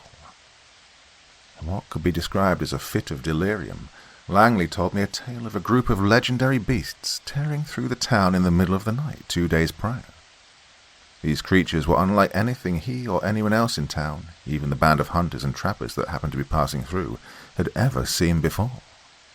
He spoke of a man being torn clean in half, trying to protect his family, of a woman who'd been beaten to an unrecognizable mess in the middle of the streets, of 2 men whose heads had been slammed together with such force that they were reduced to nothing. His countenance grew more and more worried as he spoke of how they wouldn't so much as flinch at the power of firearms, of how he himself had landed at least 10 shots into the flesh of one of these things, for it to keep moving as if he'd been throwing gravel at it. Well, I tried my best to console him, and to my relief Langley seemed to bring himself down, exhausted from his retelling of the events that had transpired. For the second time in less than a day, I found myself aghast at what I was believing, and how quickly I was believing it. Now, I firmly assert that, had it been any other man on the planet, I would have laughed in their face and turned tail. But I know Langley, and I'd never seen him this mentally broken, not even when a 12-pound cannonball had nearly taken his testicles when it passed between his legs. He was a man who had the coldest of ice flowing through his veins, who had faced the deadliest things this world had to offer time and again with the visage of a warrior, never faltering. Whatever he had seen had shaken him up, and that terrified me. Once he'd settled down, I asked him if they could be killed at all. He nodded slowly, telling me that they'd been both blessed and cursed when one of the creatures happened to charge into an outhouse that had temporarily been repurposed for explosive storage on behalf of a local mining operation. The thing didn't stand a chance, as whoever had stored the explosives had kept the blasting caps too close to the rolls of dynamite, and when it tore the doors of the outhouse off its hinges, it blew the entire stockpile. While it wasn't reassuring that the things apparently could only be done in by explosives, Langley felt the tiniest bit relieved that the beasts could be killed. I asked him why he'd picked me for the job. I didn't know but the most cursory facts about explosives, and I certainly wasn't armed heavily enough to take on the monsters. He told me that he'd contacted me because he'd bumped into Cannonball Ford, our old friend from the army, and he'd told Langley about seeing me a few towns over a couple of days ago. Langley told me he desperately needed this as a favor. The monsters had taken 5 children, and the town was looking to him for a solution, but he couldn't go himself. Not now, not when he was needed elsewhere. And he started sweet-talking me, telling me how he really needed someone who could shoot the cherry off a distant cigarette, someone who could keep his cool when things went sour, and someone who could re-establish order amongst the troops when their morale was at its lowest. Well, I wish I could say I felt the fires of heroism set ablaze within me in that moment, but that would make me a liar. The compliments, questionably accurate as they were, weren't enough to stir me to take this dangerous job. It was bad enough hearing the story of these creatures, but seeing how it disturbed Langley so deeply affirmed in me that I would not be coming back from this if I were to accept. I was about to leave his office, then and there, our friendship and history be damned, when someone else came in. I'd recognized those striking blonde locks anywhere. Elizabeth strode into the office, an air of authority the sheriff was sorely lacking, carrying her powerful strides. She briefly acknowledged my presence, true to her character, and began talking with her husband. I didn't catch much of what they were talking about because I was too preoccupied with what was in her arms. The baby couldn't have been older than 6 months. He had a tuft of soft, ash-blonde hair sticking out from the swaddling he was wrapped in, and a soft, fatty face. His eyes were some lighter shade of green, a God-given compromise between his mother's emerald hue and his father's deep blues. I couldn't help but stare at his extremely attentive gaze, and he kept his eyes locked on mine. In that moment, I understood why Langley had called upon me. He'd seen the damage these things could do, but as sheriff of prominence, he was expected to lead the charge against them, and he couldn't fathom the thought of leaving his son without a father to raise him, yet he couldn't let those things think they could come back. He had a lot to lose no matter where he turned, and so called upon me, hoping I'd save him. I'd foolishly thrown away my chance at such a life. Well, I wasn't about to let him be forced into the same mistake. Elizabeth left with as much grace as she'd entered with, giving me a brief goodbye on her way out. Her presence had eased some of the worry Langley had felt moments prior, but he was still uneasy. Before he could beg for my help, I assured him I would proudly take his place, and would accept whatever he felt appropriate as payment. He embraced me as soon as the words left my mouth, and assured me he would pay me handsomely for my help. I told him I wasn't really hurting for money at the time, a lie I think he would have picked up on had he not been so blinded by the break I gave him, but certainly needed a place to stay and would appreciate warm meals. He promised me that he would personally see to it that I would be kept sheltered and full the entire time I stayed in Prominence. Having secured me in his place, he took a moment to explain to me the plan that he'd thrown together. Outside the office was a small caravan of hunters as well as an artillery unit. The hunters were working standard rate, fully informed of the dangers to come, and had laid claim to the corpses of the creatures, whatever price they may fetch. The artillery unit happened to be passing through the morning after the carnage and, upon approval from Washington, were assigned to help with the problem by President Hayes himself. The unit carried with them a Gatling gun and a 10-pounder Parrott rifle, with limited ammunition for the latter. The townsfolk, including those who'd lost their children, were not fit for battle, so none of them will be joining the team to retrieve them, but they were all giving food, water, and ammunition for the journey, as well as 2 wagons and teams of horses to ensure our journey was a quick one. 2 of the hunters were experienced teamsters, and the artillery unit had a wagon of their own for their arms, making for a total of 3 wagons and 3 teamsters to drive them. Langley had also contacted a local Pinkerton branch, but had not heard back from them yet, so couldn't guarantee we'd see additional forces. All current resources and people accounted for, makes for 13 men, including myself. The hunters carry with them the tools of their trade, including traps, sturdy ropes, and shovels for digging. They're each armed with a variety of rifles, none of which I believe are powerful enough to phase these monsters, save for their leader, Barry Buffalo Reese, who wields the same model of Big 50 that I do. Barry's an experienced tracker too, so we'll be relying on him to help us find out where these monsters stay. The 21st Regiment Light Artillery Coloured Unit is led by a Captain Ernest Ward, a man whose rank was clearly earned through paperwork and socializing at cocktail parties. Still, his unit of 7 swears by him, speaking highly of his leadership in skirmishes against Indian tribes. They carry over 600 rounds of ammunition for the Gatling gun, but only have 3 cannonballs and 2 canister rounds for the Parrott rifle. I fear the Gatling gun will only slow down the beasts based on Langley's account, and the limited ammunition for the Parrott rifle has me worried, but I have faith in the efficiency of Ward's unit. Hopefully their experience and talent will outperform these limited assets. After becoming acquainted with these men, Langley called upon the townsfolk to announce that we be leaving in search of the children and the monsters that took them in the morning, and to give us whatever we asked for. There were hushed whispers of disapproval from the crowd, voicing disdain at Langley's absence in the group. I spoke up on the matter immediately, telling the townsfolk that I had already taken Langley's place, so the town wasn't completely defenseless. Seeing that they weren't wholly convinced, I recounted a slightly exaggerated tale of how Langley had saved me from certain death during the war. This seemed to appease the people enough, and Langley threw a very thankful glance my way. The townsfolk then disbanded, and Langley directed us back to the bar where we'd stay the night. The hunters insisted on sleeping under the stars, so they set up camp just outside town. I reminded Barry that he and his men should be ready by sunup, which earned a gruff reply from the mountain of a man as he left. I suppose if they're late, a bucket of water for one of the horses' troughs will serve as an appropriate wake-up call. I spent the rest of the evening entertaining the stories of Ward's unit and reassurances of their abilities. Most of them drank excessively for a military unit, but I suppose it's just as well, since they may not be coming back from this expedition. I stuck to the water this town offered, thankful the drinks were on the house.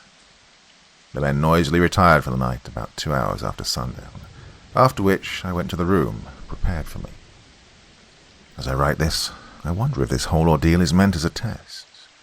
I recall going to church as a child and hearing our pastor speak at great length about how God would allow the devil to test God's most devout followers. The story I remember most is that of Job, a man who endured suffering unlike anything I can compare for a long time as a test of his devotion to God. Although my pastor would often spend more time singing praise of Job's unending dedication to God and the rewards he reaped for surviving the devil's test, I found myself reading over the passages of Job's self-doubts. Even though he never condemned God for what befell him, he explicitly expressed disbelief over the tragedies that he'd faced, and wondered what foul sin he must have committed to end up where he did. I suppose the only difference between me and Job is that I know the sins I've committed. I'm hesitant to say this will answer for them, but it isn't going to stop me from completing this mission. Out of fear that I may not come out of this alive, I'm going to write a letter for Esperanza once I finish this entry. Even now I find myself pining for her.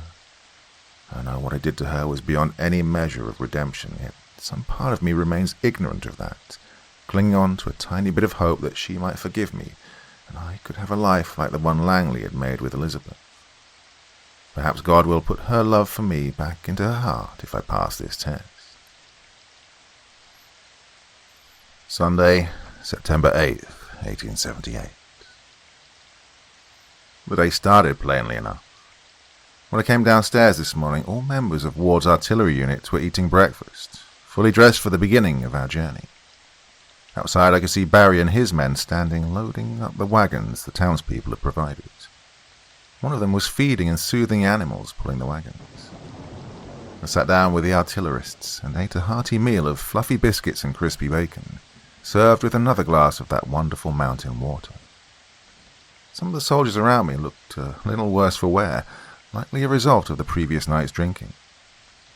Despite his participation in the festivities, Captain Ward appeared as prim and proper as he'd presented himself yesterday. Perhaps all those cocktail parties had made his system better equipped for the liquor than his subordinates. I finished eating quickly before the rest of the men and told them I'd be ready to depart in about 10 minutes. I went to the sheriff's office to give my letter for Esperanza to Langley, figuring him to be the best candidate for its delivery. I noticed 2 shiny black stallions tied outside the office, horses I'd not seen the day before, and went inside, learning their riders immediately. Mila and Vera Volkov had responded to Langley's telegram to Pinkerton. They both wore suits, my first clue that they were likely field agents or union busters as opposed to detectives. Both were confirmed when Langley asked me if they could tag along, as the two had 67 native scalps between them and a number of suppressed workers' riots, including one at an oil refinery in Texas they handled single-handedly. It seemed as if Langley's concerns were that I'd be reluctant to work with them on account of them being women, but that couldn't be further from the truth. I had reservations on account of them being Pinkertons, and felt my mind sicken with the memories of what I'd engaged in just over 2 years ago. I wanted to turn them down, but I knew I could use all the help I could get. I asked them if they carried any heavy arms, to which they directed me outside. I handed my letter for Esperanza to Langley before I left, bidding him farewell and him bidding me good luck. The 2 sisters each pulled a weapon out of their saddles of their identical horses. Mila, the younger, was a sharpshooter like me and carried a Winchester repeater rifle, with 1 of 1,000 engraved on its stock. Vera, the older, presented a shotgun unlike any I'd seen before, one that was fed shells underneath the barrel and reloaded shots with a small pump instead of a hammer. Vera was quite proud of the shotgun and proclaimed that it was a prototype not available for public use, given to her as a gift for putting down a union that nearly formed for a building arms company near Connecticut. I was impressed with the weapons, but enraged at how carelessly they tossed out stories of killing workers, and I paid them nothing more than an affirming nod. When I returned to the rest of the group, I was expecting some resistance to having women involved with our team, but no one in the group objected to the Volkovs' presence. I attributed it to the hunters failing to see them as an obstacle to getting their animal skins, and the soldiers figuring them fodder for these creatures. I did one last supply check before we left. The artillery ordnance was unchanged from the previous day, with no one in town supplying cannonballs. This wasn't much of a surprise. The hunters had brought with them 4 bear traps, modified to close harder in acknowledgement of the strength of these beasts. They also brought nets and ropes intended for trapping or lassoing small game that could be used as bait. The bartender had given us 2 barrels of water, a few bottles of whiskey and leftover biscuits courtesy of the morning's breakfast. The town doctor was similarly generous, his offerings completely accounting for nearly every medical emergency that could come up.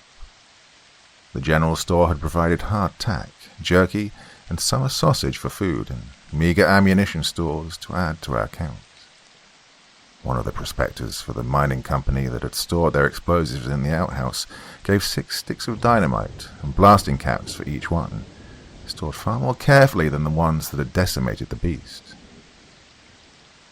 Lastly, the local gunsmith provided more arms for us, including 2 more big 50s for me and Buffalo to use if a sniping situation were to present itself, a few .45 caliber Colt revolvers, stronger than the .38 Langley carried, giving me hope that they might break the skin of these creatures, and personally presented to me a .41 knuckler, a strange combination of a revolver and brass knuckles, saying that Langley's praises of my sharpshooting skills worried him that I was unprepared for close encounters. Upon completing my final count, I commanded my party to head out. Barry said that he saw the tracks of the beasts leading out of the northwest side of town. He added that the lack of snowfall since the incident probably kept the tracks alive, but there was no guarantee they'd remain uncovered for long. At his urging, I told the group that we'd been moving at a grueling pace, and with that, rode out of town. The townsfolk had gathered around us, watching us leave. I couldn't tell much about these people. Some were better dressed than others, but all of them wore the same dismal face. The only discerning feature I could find was that some of them were weeping. I reckon these people are the ones who lost their children. For their sake, and for the sake of my friend, I'll do my best not to return empty-handed. The first leg of the journey was fair. It wasn't until sundown that we encountered any issues. The hunters wished to set up camp in the open, while the soldiers insisted we take shelter closer to the base of a nearby mountain. The two sides argued briefly over the benefits of where they wished to sleep, when I cut in, informing them that we were keeping moving forward as long as we could, and only set up camp when absolutely necessary. This decision earned me some ire from the group, but I'd rather them hate me than each other. We were able to travel for quite some time thanks to the moon's current phase. I'm no astrologer, but I'm fairly certain the moon is close to, if not already at, full. Its light helped us through otherwise hindering darkness, until we arrived at the edge of a thick forest. I asked Barry to confirm if the tracks did indeed continue into those woods, and he said that they did as far as he could tell. I told the men to break to set camp, and that we'd resume travel in the morning. With me and the sisters having only a bedroll to sleep on, I had them help me gather firewood at the edge of the forest. The trees were sparse, suffering the effects of the ensuing winter far harder than any foliage we'd encountered along the way. I can't be certain, but I cannot help but to ascribe this to the monster's presence. I'd heard tales before of creatures whose ungodly ways affected the world around them, and figured these monsters were no different. As Vera and I gathered fallen logs and large branches, Myla gathered twigs and leaves for kindling. I feel like they experienced the same sensation of being watched from deep within the woods, as none of us ventured too close to the tree line. The fire was set easily, and none in the group opposed to myself and the sisters having our bedrolls closest to the campfire. I bid all in the group a good rest as they went to their tents. The sisters went to bed not long after I began writing, barely any more talkative than they were on the trail. Well, I'm scared to sleep, even knowing that there's someone in my employ currently keeping watch. I find myself looking out to the woods often, certain I'll see something staring back at me, their eyes illuminated by the campfire. I haven't seen anything once in the many times I've looked up from my journal, yet I failed to convince myself there's nothing there. Alas, I'll be in no condition to fight these creatures if I don't catch any sleep, so I'll leave my life in the hands of the vigilant soldier I see keeping an eye on everything. The soldier, a Private Jericho Thomas, seems to be around 19, maybe 20 years old, probably the youngest in Ward's unit. There's a shine to his face that tells me he hasn't seen the worst that war has to offer. I fear that these monsters may take that from him if he survives. Monday, September 9th, 1878. Relief is waking up from a restless slumber finding the same people around you that were there the night before. The men had already disassembled their tents. The sisters were eating breakfast, and I was the only one still in a bedroll. I was embarrassed, but it doesn't seem like I've lost my standing with anyone here. I packed my bedroll quickly and told everyone that we'd set out in 10 minutes. I paid another glance to the edge of the woods as I packed, and to my surprise there was a clear, albeit somewhat rough path paved through where Barry had said the tracks led. Once again I found myself thinking to the degenerative effects these monsters must have had on their surroundings, and thank God that these creatures had made it possible for us to travel through with relative ease. We set out, Barry, 2 of his hunters, and myself leading the charge.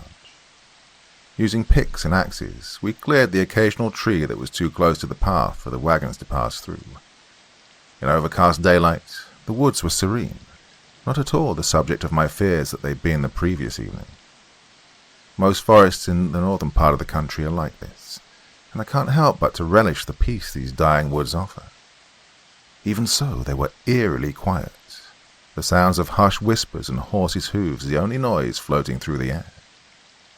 No animal called this place home, at least not anymore.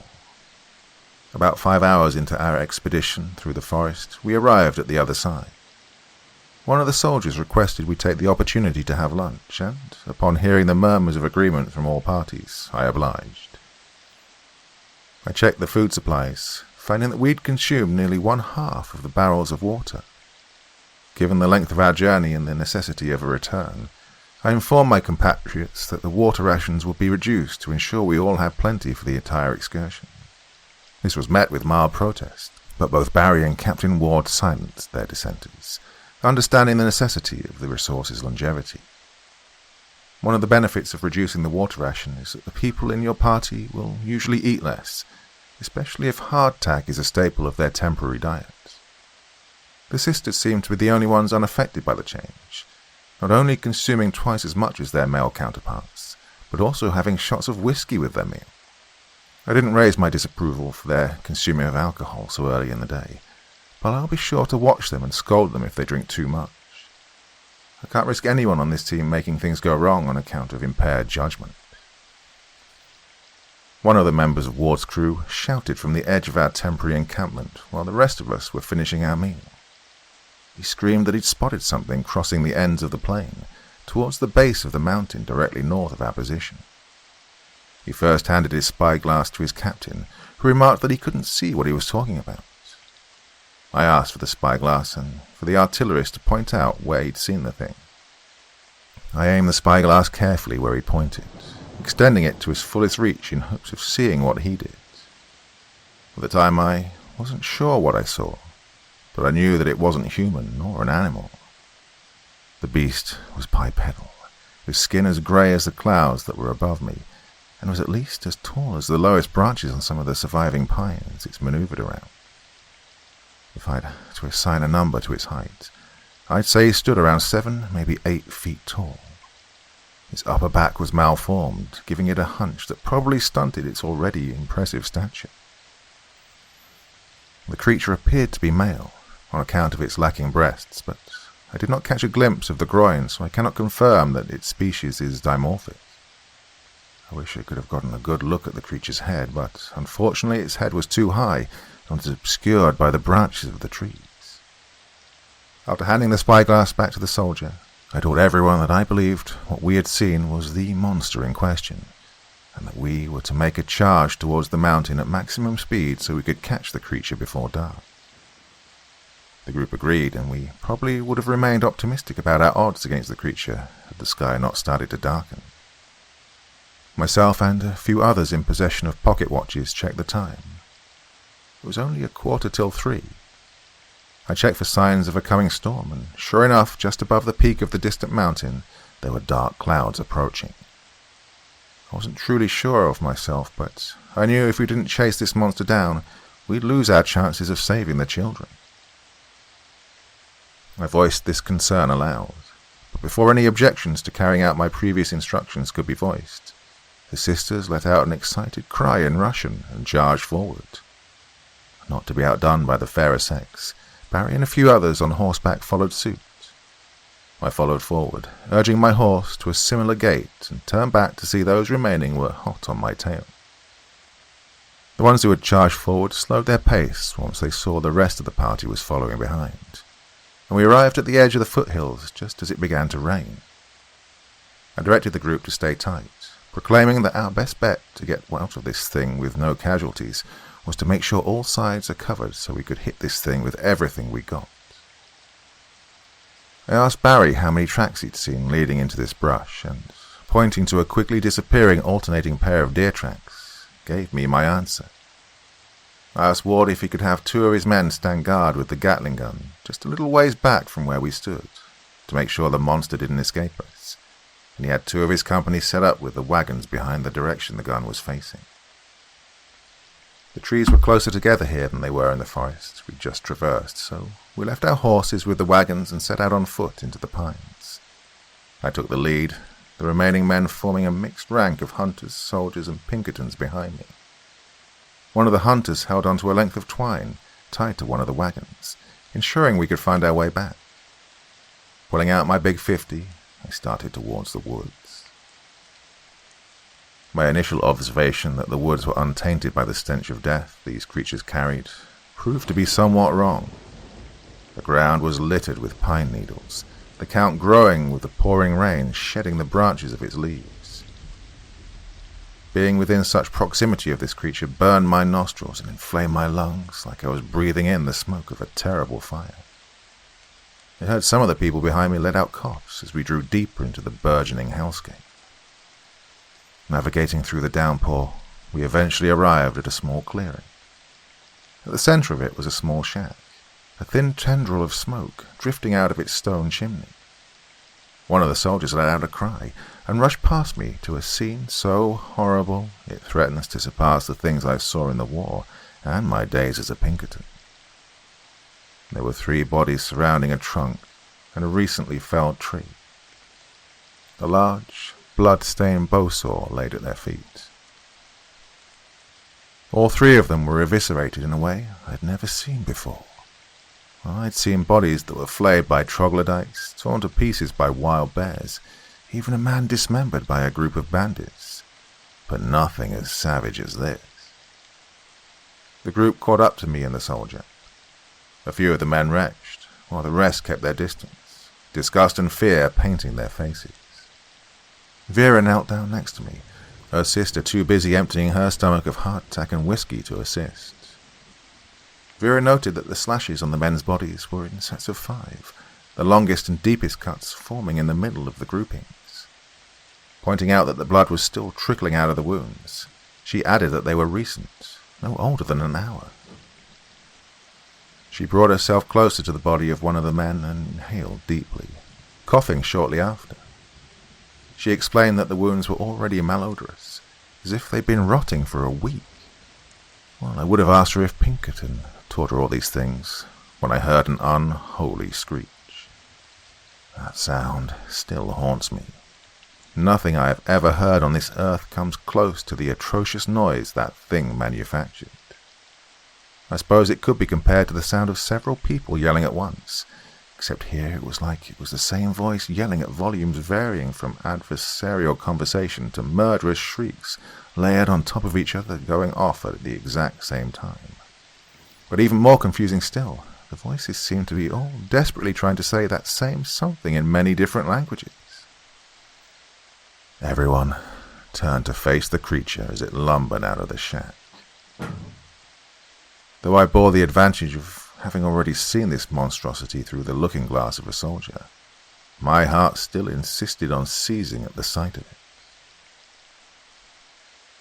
My previous observations were mostly accurate, but failed to account for just how misshapen this beast was. Its hunchback forced its spidery limbs to dangle at its sides, which hung all the way down to its cloven feet. The torso was covered in dark grey, nearly black pustules, hiding a concave chest and protruding belly. The head of this beast was the hardest to lay eyes on, but its visage is forever burned into my memory. A sickening amalgamation of man and deer, with a lengthy snout covered in decaying flesh and a pair of antlers sticking out of its head, one much more developed than the other. Eyes dark as coal, save for the reflection of the people it looked upon. I vividly recall seeing several raindrops pelt this thing's eyes without it blinking, its attention hyper-focused on the 13 people cowering in its presence. It had been carrying another body, this one picked nearly clean of all its flesh, and let out that ghastly sound once again as it dropped it and charged towards us. I'm not sure who acted first, but I'm certain it wasn't me.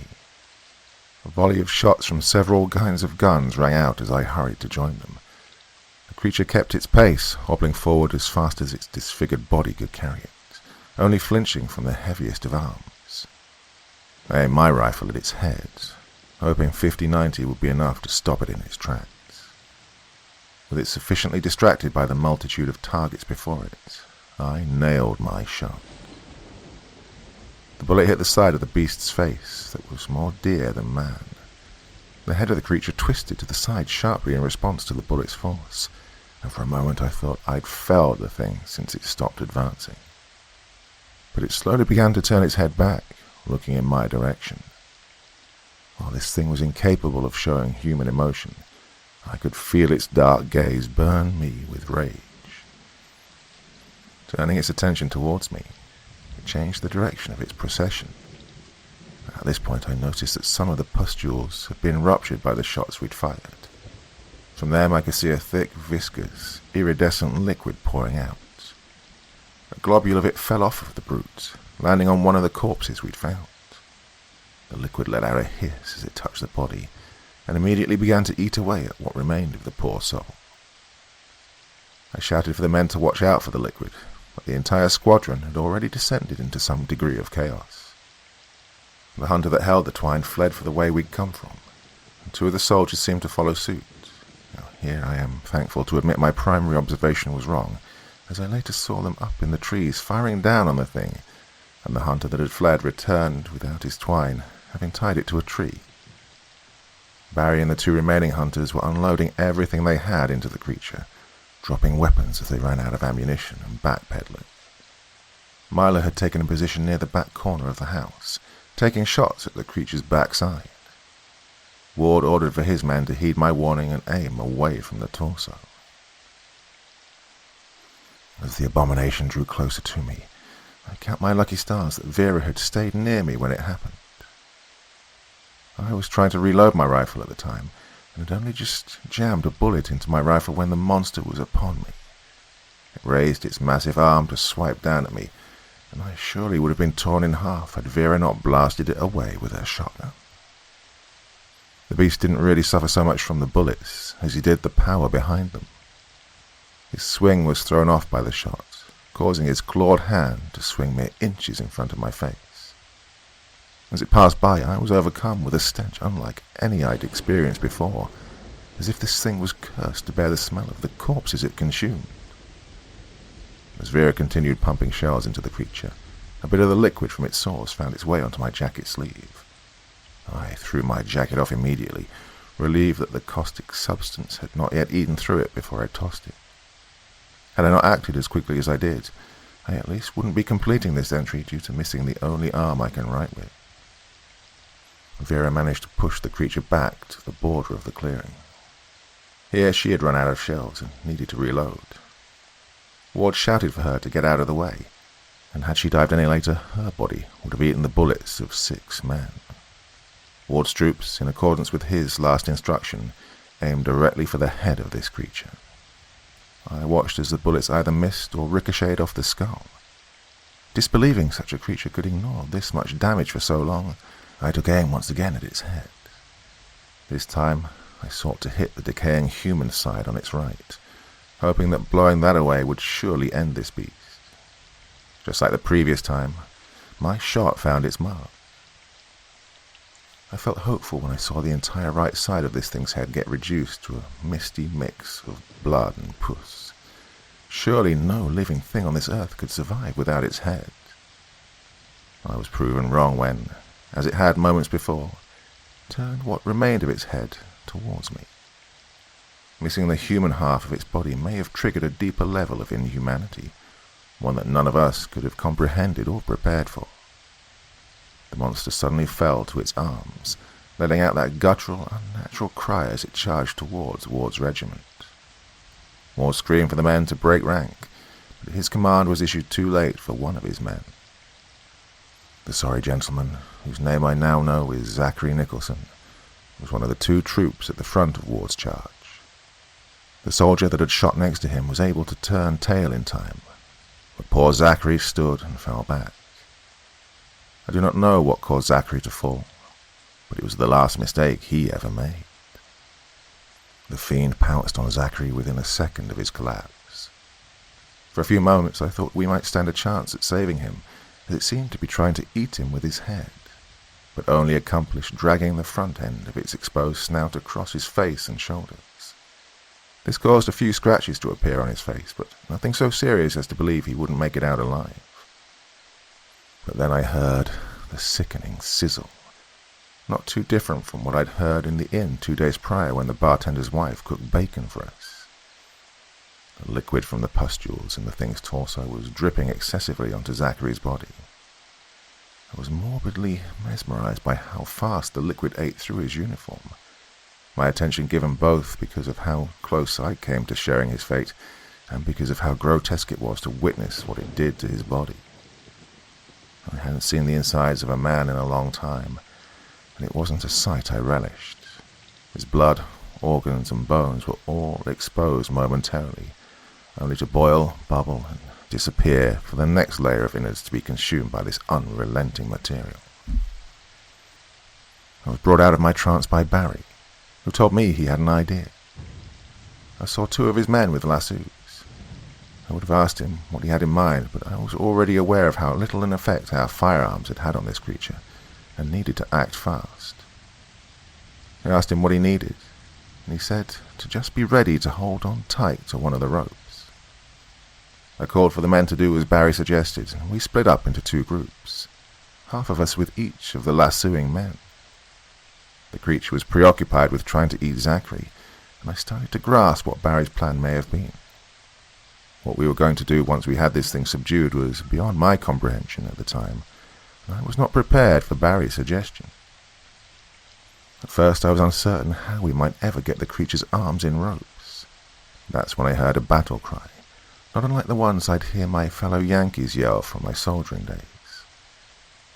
Ward charged the beast, his pistol in his left hand and his saber in his right. Since Ward had backed away, perhaps he wasn't privy to the fate of Zachary like I was, and thus believed he could save him. I admire the bravery of this man's charge, and admit here and now that my first impression of him was extremely poor. Ward made a wild slash at the monster with his saber, slicing a thin piece of its shoulder. The beast fell back a bit, but then lunged forward at Ward. He sidestepped the creature to the right, a powerful maneuver taking advantage of its blind spot.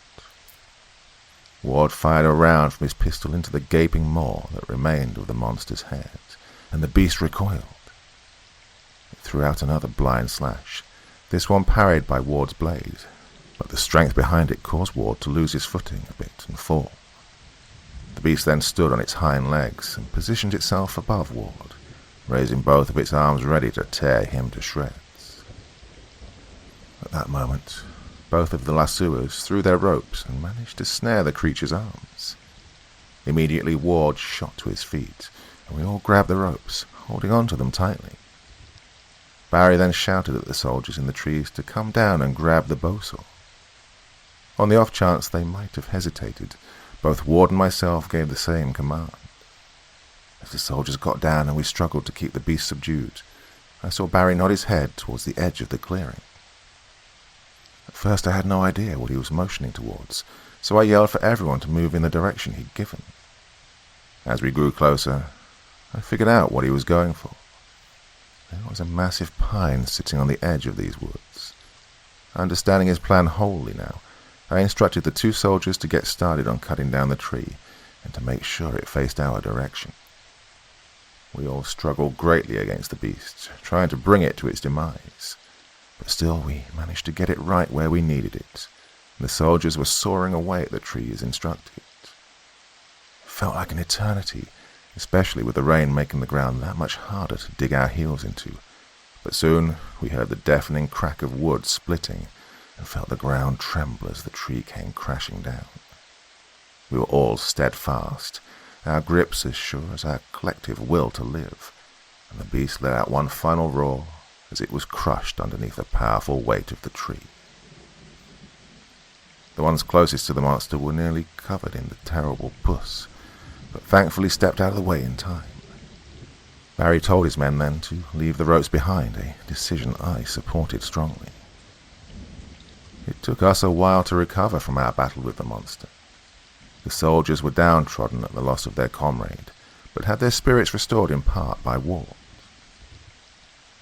Ward asked the hunters if they would help him dig a grave for the unknown men, as well as Zachary.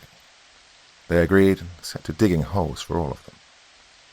As they were all set to digging graves, Ward took it upon himself to share stories of Zachary, of his heroism, of his loves, and of his occasional acts of stupidity, getting laughs and bittersweet memories from his fellow troops about their fallen friend. I took this time to thank Vera for saving me. While I was still unhappy that she was a Pinkerton, I wasn't about to let my past get in the way of good manners. She responded indifferently, asserting that this was only one of the 5 remaining creatures, and that casualties needed to be minimized if we were to succeed. I took it in stride, as I'd seen the same matter-of-factly attitude from plenty of Pinkerton women before. I truly pity her, and the women like her that I've met. Constantly having to prove yourself to the world must grow tiring. Once the dead were buried, we confirmed that the monster was truly dead. Given that it hadn't moved an inch and had its entire midsection and head reduced to pulp, we felt confident to pronounce it dead. Raided the shack of paltry supplies, then followed the twine back to our wagons. As soon as we broke out of the woods, we were met with a terrifying scene. The 2 soldiers we'd assigned to the Gatling gun were surrounded by several Indians.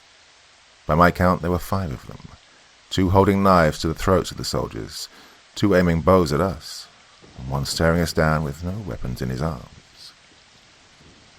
The one without weapons announced himself as Sunukuka, a member of the Algonquin tribe. He announced that he was hunting the same thing we were, and told us we were going to die without their help. I told him that we could talk about that, but he would need to let the men go if he wanted to talk.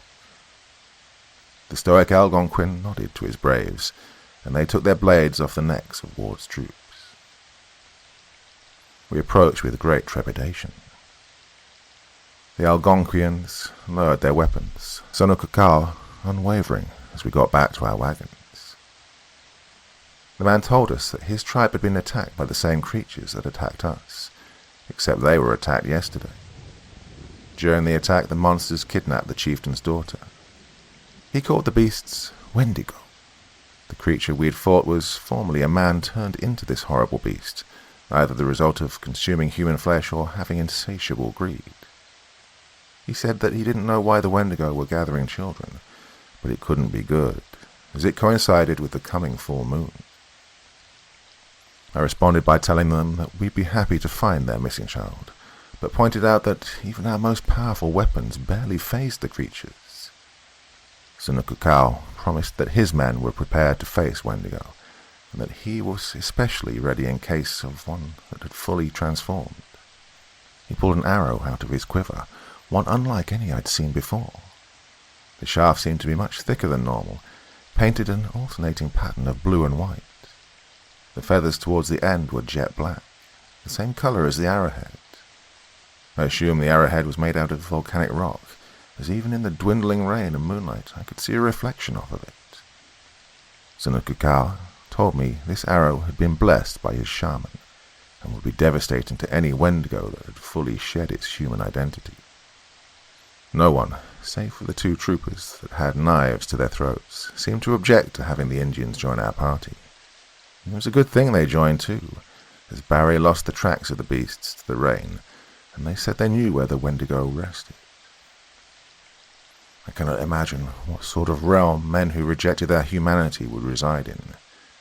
Taking on one of these things was bad enough, but the thought of having to take on 4 more gives me the feeling that this is a suicide mission. The Algonquians say this place is right around a day and a half's ride from our current location. The men seem either shaken or overconfident. Some of them feel worse for wear seeing what this thing did to Zachary, or rather, maybe what we didn't do with our own weapons. The ones that are sleeping soundly tonight rest easy knowing that these things can be killed. But I feel like those ones forgot just how difficult it was for us to keep that thing restrained. The name the Algonquians gave these beasts keep rolling in my mind. Wendigo. I keep thinking back to a scary story Esperanza told me about a chupacabra, a flying beast that was used to explain cattle shortages in her mother's village. If she had the patience to hear what I'd experienced today, I'd imagine she'd think I was playing a cruel joke on her. But who could blame her? Nothing of this earth could go on living after losing half its head. Truly, the invulnerability and raw power these Wendigo possess further lend themselves to the idea that this is all a test from God. Tuesday, September 10th, 1878. The events of this day were largely inconsequential. Some of the horses were showing signs of exhaustion, so I opted to unsaddle mine and tie her to one of the wagons and continue on foot. The respite seemed to brighten her resolve, so the other riders followed suit. This unfortunately added time to our journey, but the Indians say this may be for the better, as we'll likely arrive at the place these Wendigo call home by midday tomorrow, and we'd be safer to prepare some kind of assault during the day than at night. I reminded them that our last encounter with a Wendigo had taken place during the day, but they seemed confident to assert that the beasts would not be milling about at that hour. The Algonquians are surprisingly personable with our ranks. In my experience, Indians tend to only tolerate the white man as needed, only socializing with them when absolutely necessary, and even then making sure we know how much we were despised. Here they openly engage with the men in conversation, sharing stories and waxing philosophical as if they were our lifelong companions. Over time, many of the men shared their friendly nature, even the two who had been at the mercy of their blades last night. They were even so kind as to give me a deerskin hide to keep me warm in place of my jacket, a gift I am very grateful for. The Volkovs were the only ones keeping their distance, I assume because they had never seen the natives as anything more than a means to a quick $50. When we broke camp for the evening, I asked Sunukukau why he and his men were so benevolent to us. He told me that he had been in many battles, and that his most successful skirmishes occurred when the men bonded well together. I wanted to press further, but what good would that have done? I'd just end up feeling guilty for things he'd every right to be mad about. I spoke briefly with Ward, Barry and Sunukukau about our plans for the coming day. Sunukukau described the land we were about to enter as wholly devoid of nearly all signs of life, where the soil is too coarse for any kind of plant to survive. He said that this was due to the influx of the Wendigo's boundless greed, constantly taking all it could, even unconsciously. Barry suggested this was opportune, as it would be easy to dig trenches and traps if the soil was as Sunukukau described. Ward asked both Barry and Sunukukau if one of their men would take the place of Zachary for their parrot rifle, saying they could be trained to use the sponge staff in about half an hour. Ward emphasized the importance of their artillery unit operating at peak efficiency, and Barry said he'd asked one of the men to fill the spot. As I was preparing for bed, I noticed Mila on the south end of our encampment, sitting by herself on a stump. I approached her, thinking of Sunukukau's advice and hoping to build a rapport. I spoke quietly to her, thinking she must have been deep in thought, but in truth she was reading. Mila had worry etched deep into her young face. I asked her what was wrong, and she handed me the book. She told me that she'd retrieved that from the shack we'd raided the previous day, and I noted it was a moleskin journal, not unlike the one I write in now. I thought it odd that she would take the journal of some woodcutters who we didn't know. After a brief instant of me leafing through some of the entries, she told me to read the entry for September 2nd. Wondering what she could be going for, I turned my attention to the page. Here, I write verbatim what was written there. The child was left on our doorstep last night. She nearly lost her toes due to the chill of the snow. We're caring for her as best we can, thinking we might run her to one of the orphanages in the nearby town, if we can't find her parents. I didn't even finish reading before Mila spoke of how we hadn't found the body of a child at the place we fought the infested monster. I told her that maybe the woodcutters had done as they intended and brought her to one of the nearby orphanages, but she said she had read through the passages from that day to the day we arrived at their house, and did not see mention of them finding her family or bringing her to town. Mila asked me if I was familiar with numerology. I told her yes, but in truth I only know of how Pythagoras applied it to his studies of arithmetic. She told me this story of how she'd gone to a fortune-teller when the circus had come to town one year, and how the mystical woman did a tarot reading for her. The woman's prophecy from Mila had all 4 of the available 7s come out, and she told Mila that this meant the 7 was a sign of a spiritual quest for her. She asked me if I thought this was her spiritual quest, seeing as there were now 7 kids that needed saving. I could tell she needed guidance. Unlike her sister, Mila is not nearly as resolute, but then again I can't imagine all the men in our company are free of such a state of mind. I told her about my own thoughts of this being a test from God, and shared with her the story of Job, making sure I didn't gloss over the parts about his self-doubt. This seemed to ease her only a little. I asked her if she knew any hymns. She said she hadn't spent a whole lot of time in church growing up, but she knew a few. At that, I questioned if the religious guidance I offered her would be effective. Still, I continued, pulling out my pocket watch. I pressed the button on its side that triggered a tune very dear to me. I never had much of an aptitude for music, but I still sang the words. After all, plenty of people in my old congregation couldn't sing, and that never stopped them from making a joyful noise as the psalms proclaimed. The watch could only play the first few chords of Rescue the Perishing, and Mila didn't know the words, but it seemed to soothe her far more than the parable. Seeing that she'd been alleviated, if only a little, I told her that God had to be on our side in this battle, as nothing this unholy could be his creation. At that, I left her, hoping that she'd find solace in my words. I find myself letting my watch play those same few chords of Rescue the Perishing to accompany my writing. Perhaps because I've always been such a terrible musician, I was so enamored with how well Esperanza could play almost any instrument that was put in her arms. Rescue the Perishing was her favourite hymn, one that she would sing alongside her playing of the piano for 2 different churches on Sunday, the only differences in her performances being the language she sung in. It's been a while, but as the notes are plucked by my mechanical musician, I can faintly recall how sweet her voice was. In all this darkness, after all I've done, she continues to be a bright beacon, only as a memory. I smile as I imagine what kind of lovely influence she might have if she was actually here, but dismiss the thought just as quickly as it comes. This is the last place on earth any good person should be. Wednesday, September 11th, 1878.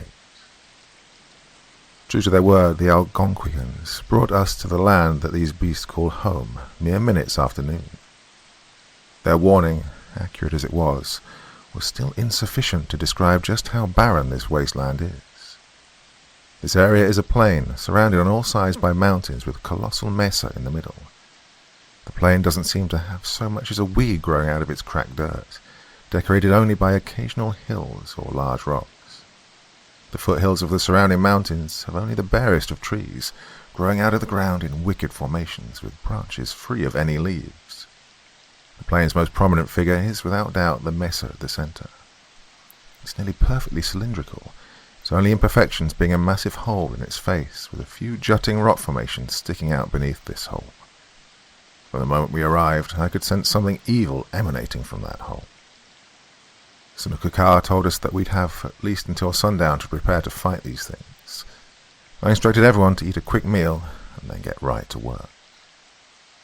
Over lunch, I had a brief meeting with the same men from the night before to discuss tactics.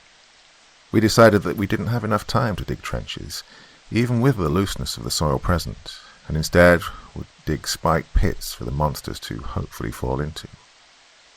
With 4 of them present, digging 4 of these a reasonable distance from their hideout seemed easy enough to accomplish within the next 8 hours. Barry and his men would also set bear traps in front of each one, as the beasts would be more likely to fall in if they'd injured their legs. We also decided to lay a dynamite trap a little ways past the pits, as a means to clear out any of them that got past the first traps. After lunch, we set our plan immediately into motion. Some men went with picks and shovels to dig the holes, others to the edges of this clearing to cut down trees to make spikes.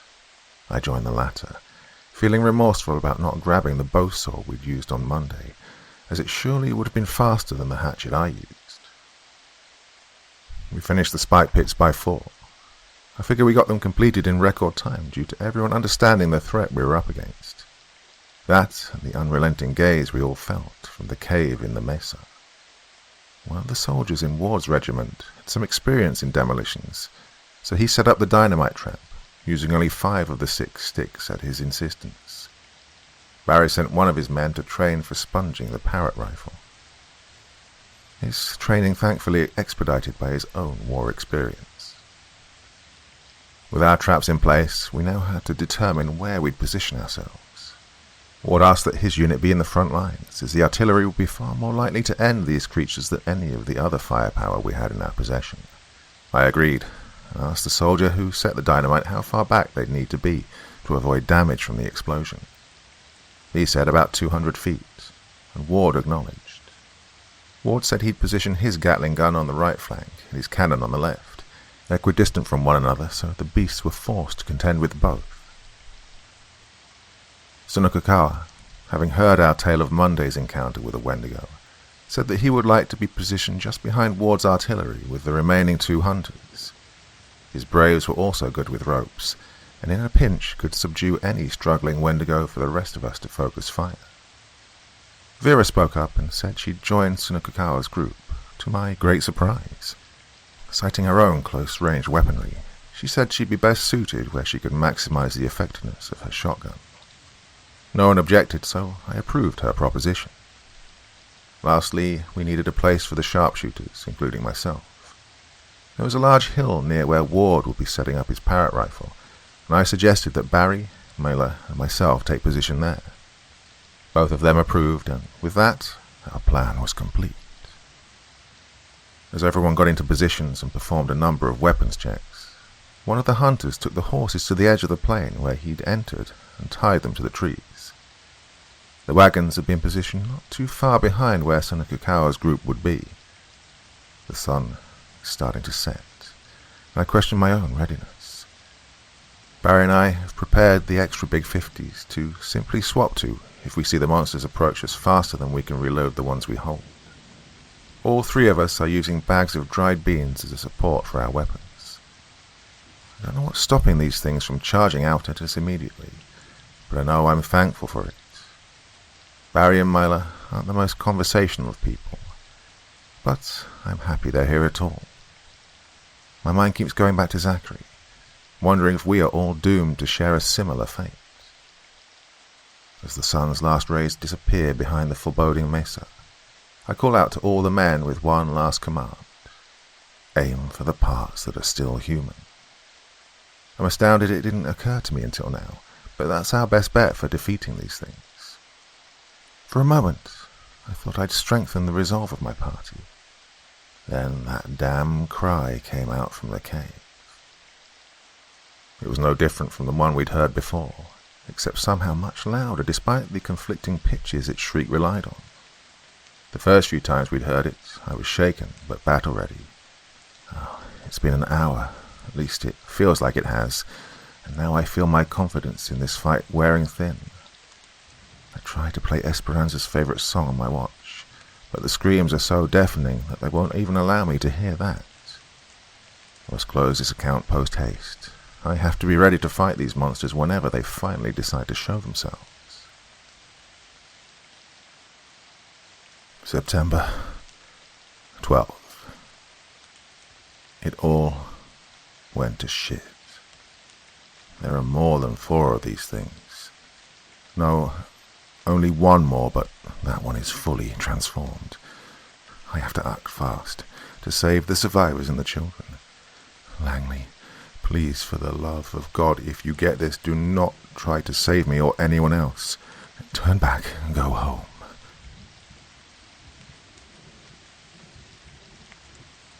Challenge of the Wendigo, Part 2. September 19th. I awoke from my long sleep late this morning. Out of fear that I might misplace memories or forgo an important detail, I've decided it far more prudent for me to retell the events that transpired last Wednesday as opposed to the events of today. For this account, I have the assistance of the other survivors to ensure its accuracy, as well as to dictate on my behalf when my strength fails me. Starting where I left off, neglecting that hurried mess I wrote down in the very early morning of the 12th, we'd endured the long, agonizing screeches of these Wendigo for about 10 more minutes before they finally revealed themselves. One by one they left the mouth of that cave, climbing down with impressive attention, taking advantage of the rock formations that led up to the cave. At the time I didn't see them too well, even with the brightness of the full moon, but the entire encounter and the accounts of the other survivors enables me to describe them. The first one that fell seemed to be the closest to its transformation, having almost no human qualities, save for a patch of dark skin on its shoulder. The second one was not nearly as far along, misshapen with the arm of a human man. The third was as developed in the torso and head as the first, but had human legs that seemed to struggle to carry itself and relied mostly on its powerful arms to move around. The final one only had a human torso, wielding the same terrifying arms and legs as the first. And when it got closer, we saw it wore the skull of a buck to hide its human face. They all pressed forward, the one with the human arm trailing behind due to a limp. We held our collective breaths as they approached the traps we'd laid. At that point I found myself cursing for not stripping the wagons of their covers to hide the pits. Now I realize how worthless that would have been.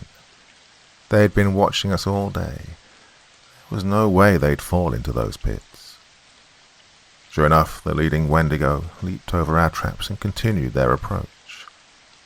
The one with the limp struggled to clear the pit, and for a moment I thought he might have fallen in, but that idea was quashed when I saw it crawling out with its demonic arm, a single spike sticking out of its right leg.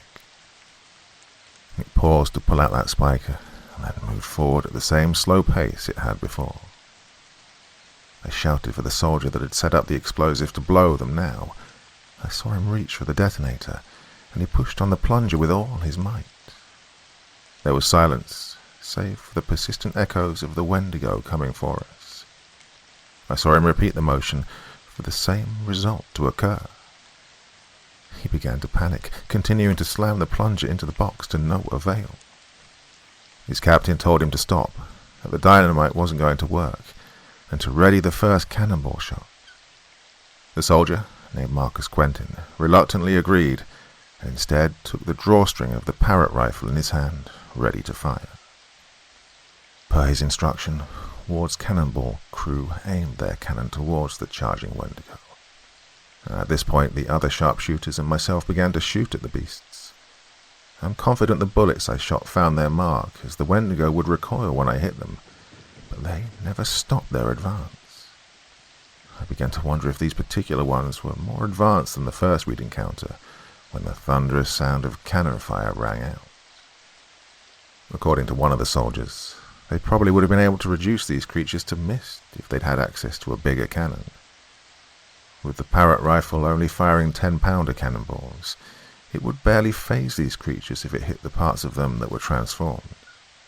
Now, by either a stroke of luck or divine guidance, the 10-pound ordnance managed to strike one of the legs of the Wendigo that had a human bottom half.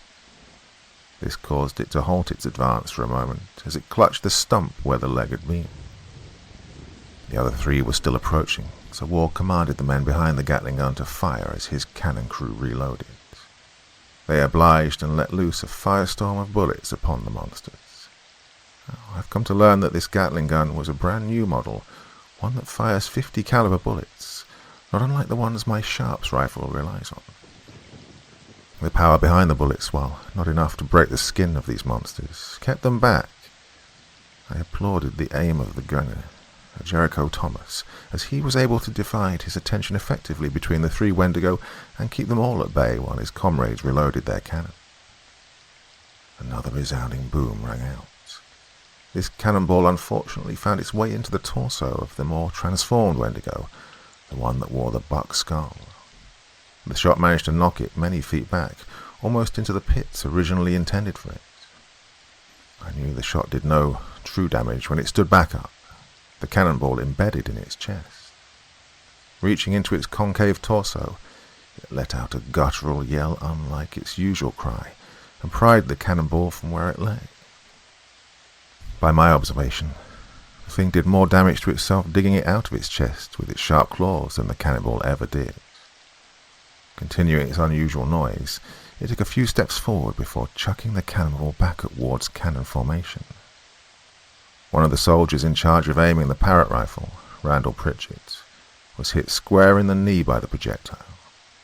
A sickening crunch rang out as Randall's knee bent inward, followed closely by a pained shriek from the soldier as he fell to the ground. Ward immediately came to his side, pulling him away from the battlefield as he told his remaining troops to prepare a canister shot once the Wendigo were drawing closer. Providing support, Jericho began to lay on another 40 rounds of caliber fire. I felt relieved that we were able to keep the beasts at bay with the power the Gatling gun afforded. And that was when our bad luck doubled. Right as the cannonball crew had primed the canister round, the Gatling gun stopped firing. Apparently it had jammed, as these things are unfortunately prone to. Jericho and his partner, Aaron Bard, immediately set to clearing the jam, but the Wendigo were already resuming their charge. Chaos would have surely reigned and destroyed these men were it not for the brave attack of the second wave. Led by Sunukukao, the team of Algonquians, hunters, and Vera dashed forward, weapons ready. Ward shouted for his men to cease fire, drew his sword, and charged forward with them.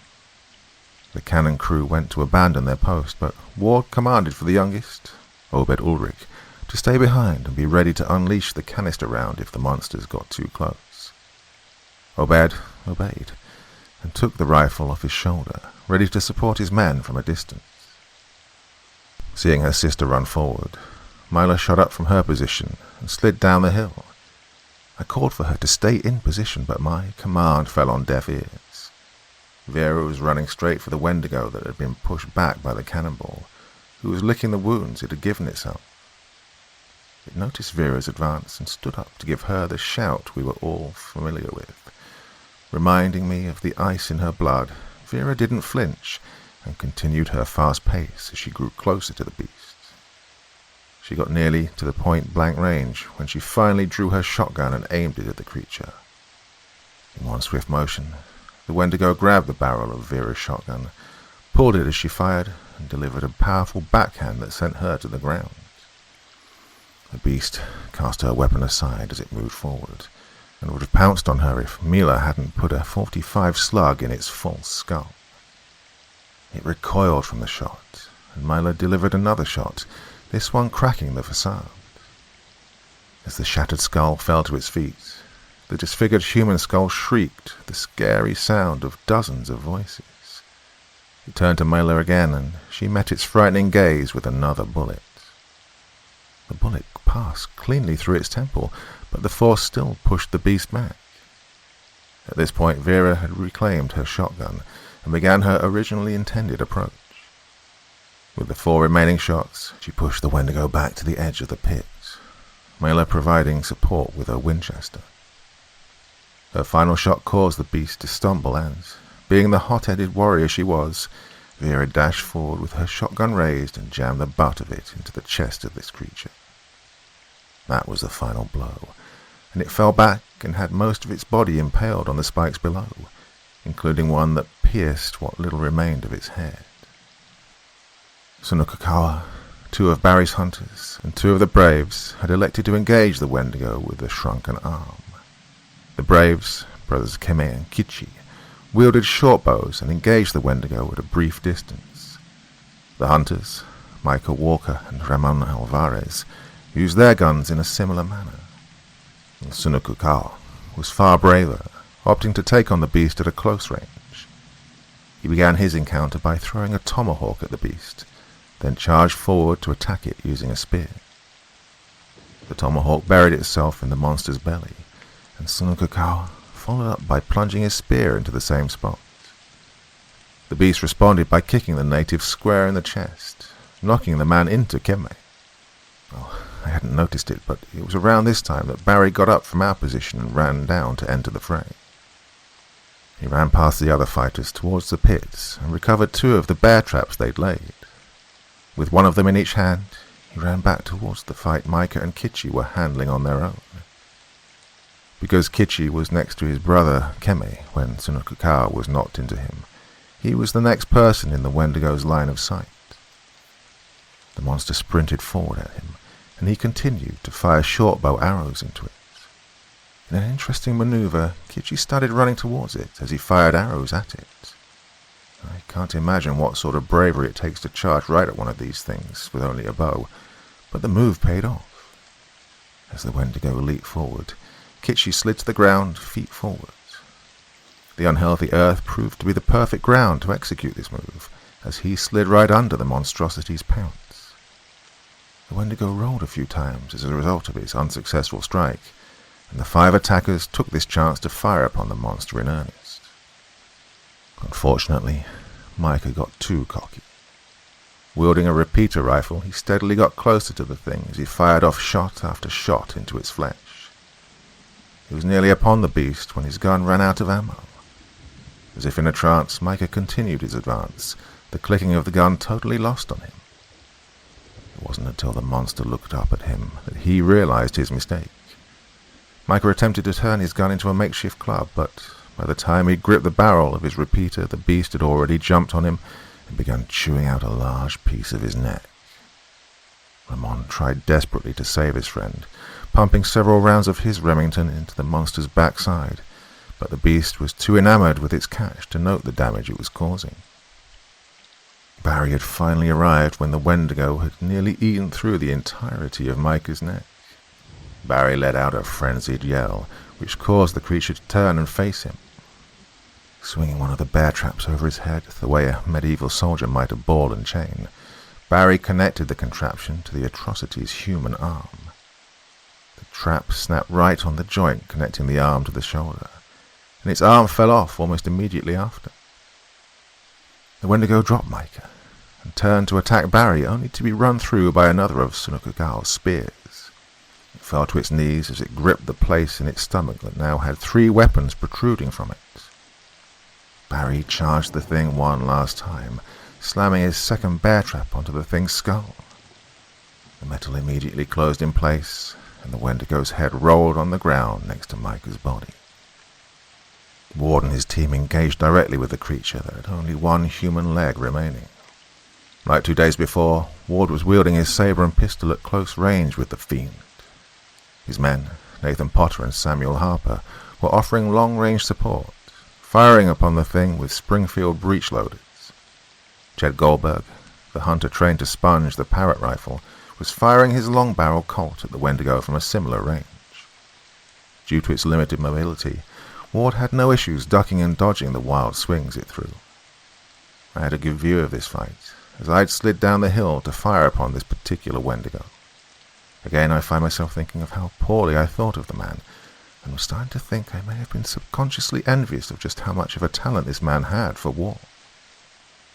Eventually, Ward's blade ended up embedded in the shoulder of this creature. Lacking a means to engage with this thing in close-quarters combat, Ward retreated as he fired what remained in his pistol into the creature. In a movement almost too fast to believe, the Wendigo charged Ward and pounced upon him, using its arms to subdue the man. Ward let out a cry, and I learned after the fight that this was because the weight of this thing had put upon him had broken his left shoulder. The beast went to take a bite out of Ward, like its friend had done to Micah, when Potter and Harper jammed their bayonets into the beast's chest. The monster loosened its grip briefly, and probably would have lunged at the 2 soldiers had they not fired their weapons into their new pincushion. The point-blank range, combined with the caliber of their guns, and the already weakened state of the beast, resulted in it falling backward with a roar. Jericho shouted for the men to get out of the way. Potter and Harper grabbed their captain quickly and moved out of the way just as Jericho began firing the Gatling gun once again. Cranking the weapon furiously, Jericho peppered the flesh of the Wendigo, pushing it back towards the position Obed held. The beast howled and hollered as its human leg was diminished into a loosely connected length of bone and sinew. The pain it felt must have been immeasurable, as it didn't notice the barrel of the Parrot rifle as it was gently pressed into the back of its head. With an air of righteous fury, Obed yanked the cord and the Wendigo's head was reduced to a bloody stump. I had never seen a canister round be used in this manner for close-range combat, but witnessing its devastating effects reminded me of the faith I held in the artillery unit I had allied myself with. Final Wendigo, the one with a sole patch of human skin on its shoulder, had witnessed the death of its peers by this point, and opted to engage Marcus, who had run to the dynamite trap in an attempt to diagnose what had gone wrong and properly arm the explosives. Preoccupied with the nuances of dynamite, Marcus never stood a chance. Right as he was pulling the wires that were attached to the plunger out of the sticks, the Wendigo was upon him. He pulled his sidearm, but didn't even turn around before the beast had delivered 2 powerful slashes into his back. One of the other braves, Hassan, attempted to save Marcus using his knife. With an impressive jump, Hassan was on top of the monster, his knife finding its mark in the only human part that remained. The Wendigo squealed and began spinning in circles in an effort to get Hassan off his back. I believe Hassan may have maintained his position until the creature had died if it wasn't for the rock that it tripped on. Falling backward, Hassan was crushed under the Wendigo's weight, and, free of the only thing dealing damage to it, the monster began to claw at the already broken man. It was at this point that Marcus had regained some semblance of consciousness and took action. Pistol in hand, he pulled back the hammer and aimed it directly at the bundle of dynamite at his feet. Some accounts swear that, at this point, Hassan nodded at Marcus with what remained of his strength. I personally cannot affirm this, but given that the Wendigo stopped tearing at Hassan and turned around to attack Marcus right before the trio were destroyed, gives credence to the validity of this detail. The explosion rocked everything. Most of us were too preoccupied with stabbing or shooting the corpses of the monsters we'd slain to notice the fate of Marcus and Hassan, but we all turned to face the blast immediately after it went off. 5 sticks of dynamite had reduced our 2 companions and the monster they'd faced to a smouldering crater of ash, blood and bones. It took us a few minutes to gather our bearings after the fight. Nearly all parties involved had lost someone, and thus wished to mourn, if only briefly. Then I wasn't worried much about the casualties. If anything, I felt blessed. Out of 19 men, only 3 had died and 2 were injured. I'd seen worse casualties in skirmishes against mortals with the odds in our favor, and given the strength of these Wendigo, the outcome was spectacular. Upon covering Micah's body, Vera gave medical attention to Ward and Pritchett. Both men's injuries were purely internal, but the severity of the breaks rendered the attached limbs useless. Using the supplies provided by the doctor of the town of prominence, Vera put Ward's left arm in a sling and set Pritchard's knee before attaching splints to both sides. I left Ward and his regiment to console each other as I addressed the next order of business, saving the children. Myself, the sisters, the Algonquians, and the hunters approached the massive mesa. Sizing it up, I said our best bet would be to have someone climb up and tie a rope to something inside, so the rest of us could have an easier time scaling this rock. With Micah dead, Ramon was the only person remaining that had any special skills with a rope. He agreed to scale the cliff face and went to grab his rope.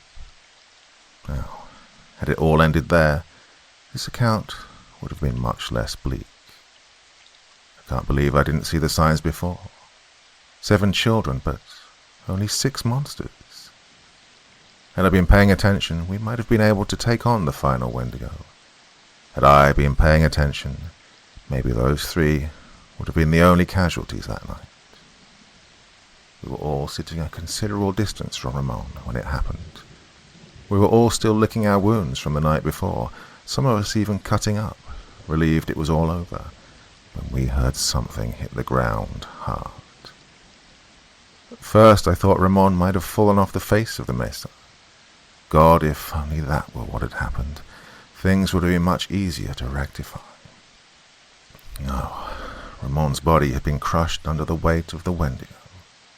Its cloven hooves had the circumference of dinner plates and were embedded in Ramon's body. The body of this evil entity was covered in a thin layer of black fur, barely hiding taut grey skin that was pulled tightly over every muscle and bone. The hands it had were small, but outstretched from them were 5 claws, impossibly long, each one nearly the length of the beast's arm. It stood at least a full head taller than the monsters we'd just defeated.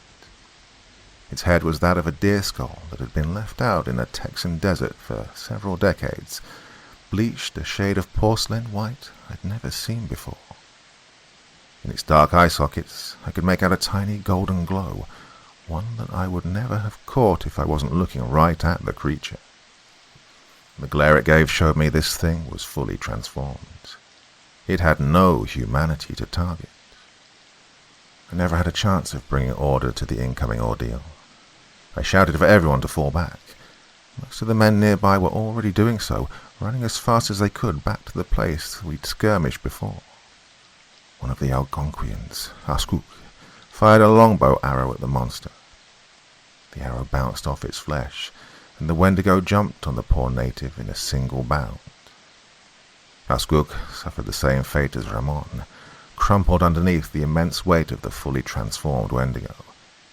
I can only take solace in the fact that both men died quickly. The next victim of the Wendigo was Kitchi. He was one of the first to turn tail, but unfortunately, in looking back at the thing, he neglected to watch for one of the remaining bear traps. His right foot was cleaved through cleanly, and he fell to the ground in agony. The rest of us were too preoccupied with saving ourselves to notice his plight. By the time the rest of us had reached the fleeting safety of the artillery encampments, it was too late for Kitchi.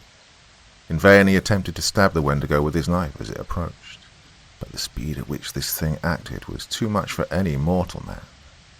It grabbed Kitchi by his unharmed leg and chucked him with powerful force into the spike pit he was closest to.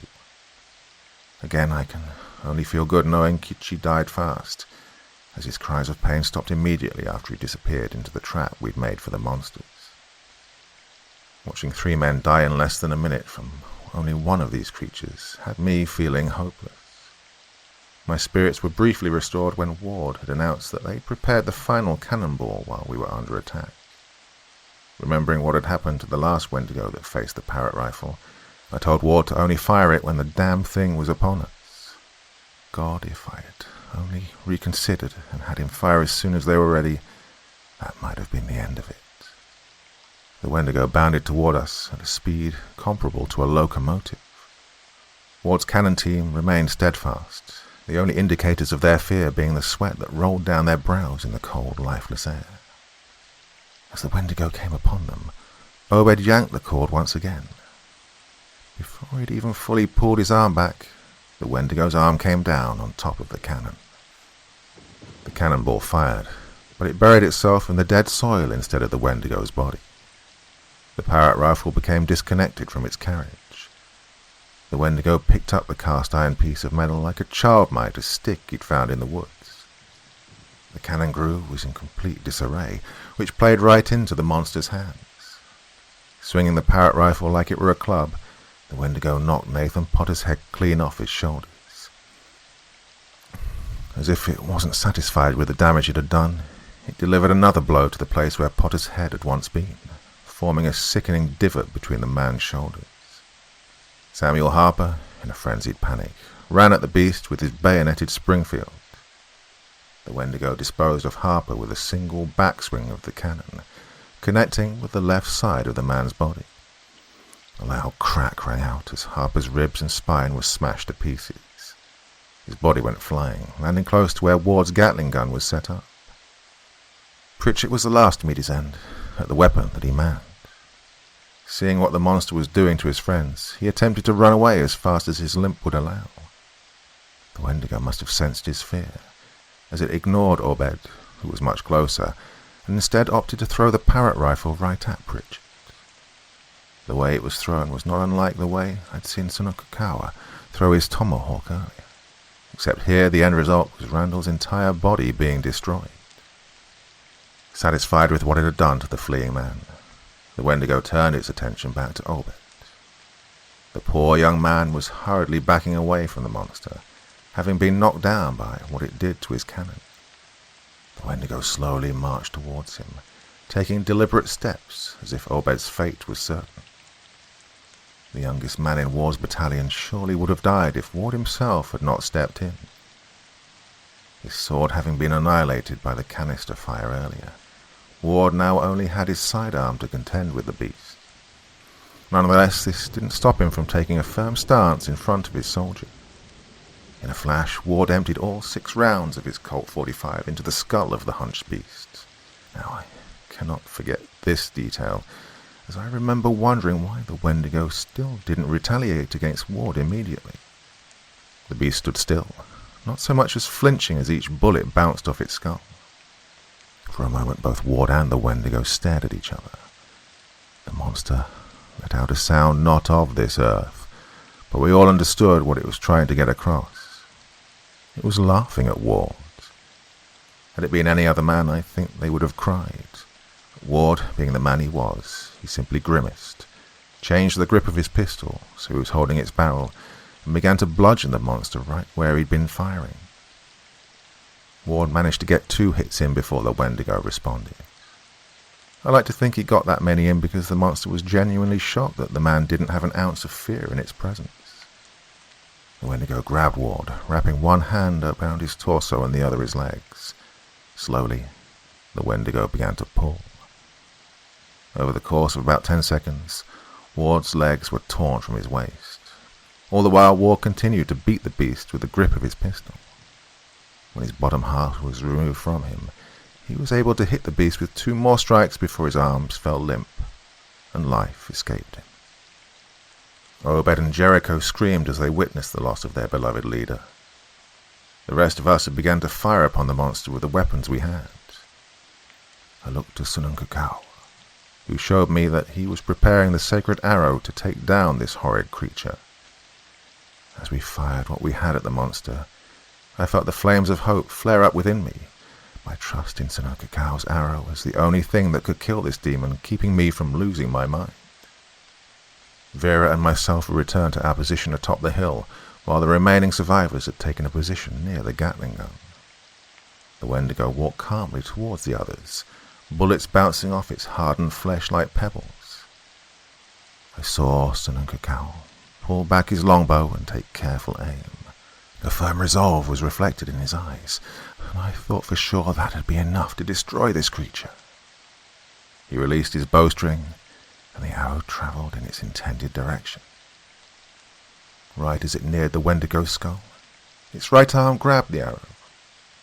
Until then, I'd only seen this trick done at the circus, and never once thought anything that wasn't human would be capable of something that required so much focus and dexterity.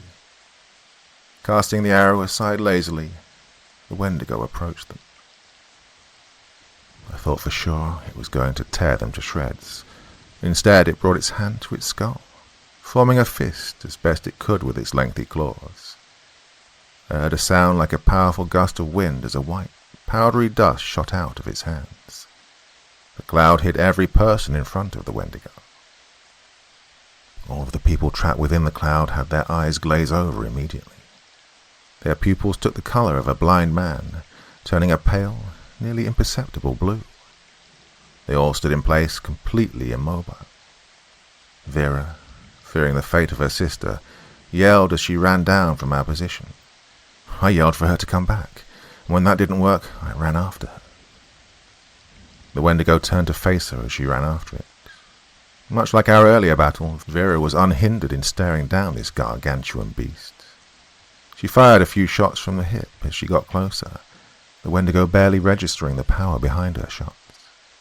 With a growl I didn't think a woman would be capable of rendering, Vera jammed the barrel of her shotgun under the maw of the Wendigo. It felt like I was watching the same encounter from earlier. Like the last time, the Wendigo grabbed the barrel of Vera's shotgun right as she pulled the trigger, moving it to the side of its head and avoiding the entirety of its firepower.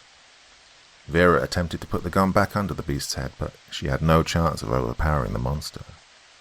The Wendigo placed its other hand on Vera's shoulder, and with one pull, yanked her arm out of her shoulder.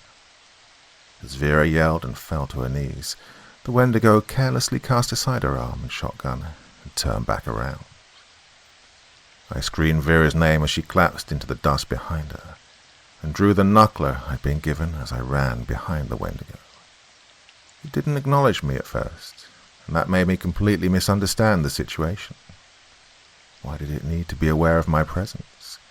I was the only one left standing out of a group of 16, with this powerful demon having destroyed the rest of them without suffering a single scratch.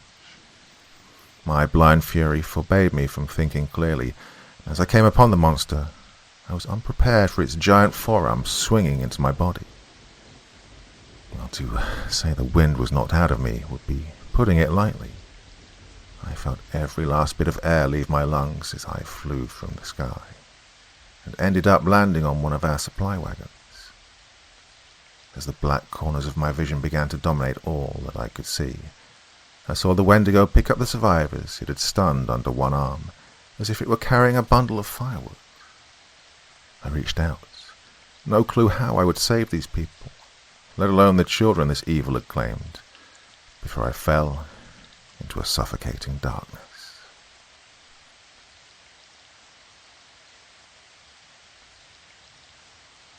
September 20th, 1878.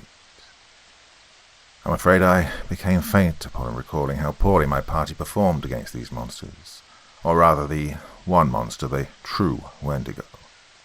Alas, that's all the more reason to resume my retelling of what took place that night. When I finally came to, I had to pull myself out of the wagon the Wendigo had chucked me into. It took me a while to gather my bearings, but by some miracle I hadn't been hurt beyond a handful of bruises and a small scratch on the back of my left leg, just above the ankle. When I was finally able to walk, I heard a soft groan.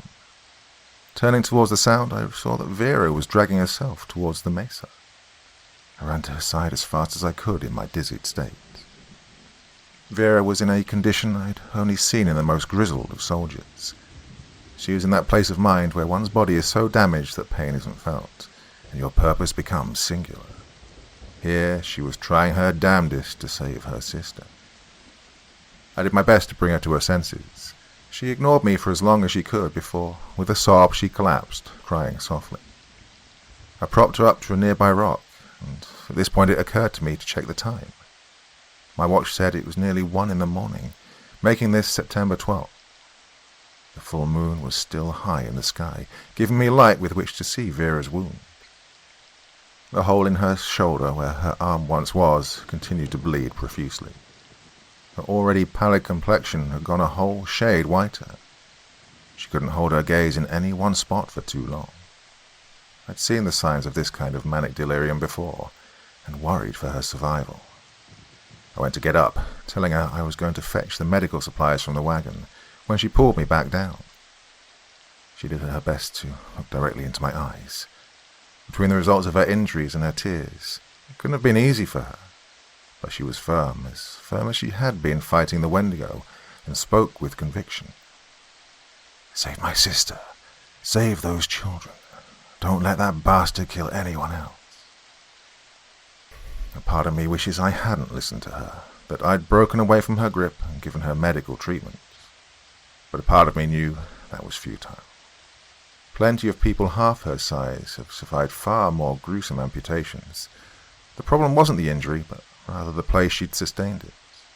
The land that boasted no life took all it could, and as she held my arm I could see the little life she had left was draining from her body.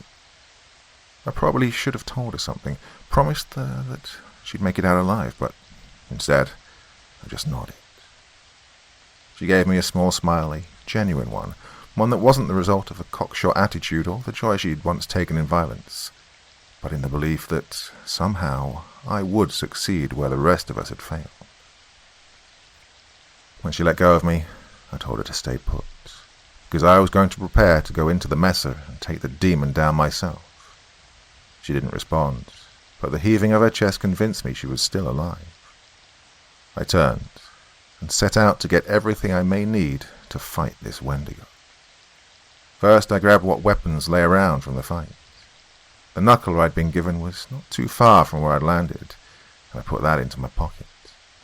My sharps rifle was right where I'd left it, so I slung it over my shoulder, thinking I'd probably need another rifle if push came to shove. With that thought, I grabbed the bayoneted Springfield Samuel Harper had carried when he died, and put it on my other shoulder. The last thing I seized was Sunakow's sacred arrow, holding firm in the belief that it would be the only way to defeat the Wendigo for sure. The remaining weapons, as useful as they may have been, I thought them too unwieldy, especially if I was to be climbing up the mesa. Raiding the remaining supplies, I got to a bit of gauze to bandage the light scratches I'd sustained. I took also a tincture of opium and put it in my vest pocket next to my watch, unsure of the condition that had befallen the captured men and hoping it might help them come out of their strange state. I found the last stick of dynamite and a single short fuse, combining them and then stuffing the explosive into my back pocket. I lastly grabbed one of the remaining long ropes, tying it around my waist. In a rush, I quickly jotted down those quick ramblings for the day, worried that Langley might be resigned to the same fate as I, if I didn't get some cause for him not to pursue this matter any further. I came back to Vera, telling her I was going into the mesa, and to be ready with her shotgun in case that thing got out. I got no reply from her. Her eyes were closed, and she was clutching something to her chest. When I went to open her hand, I found that it had gone cold.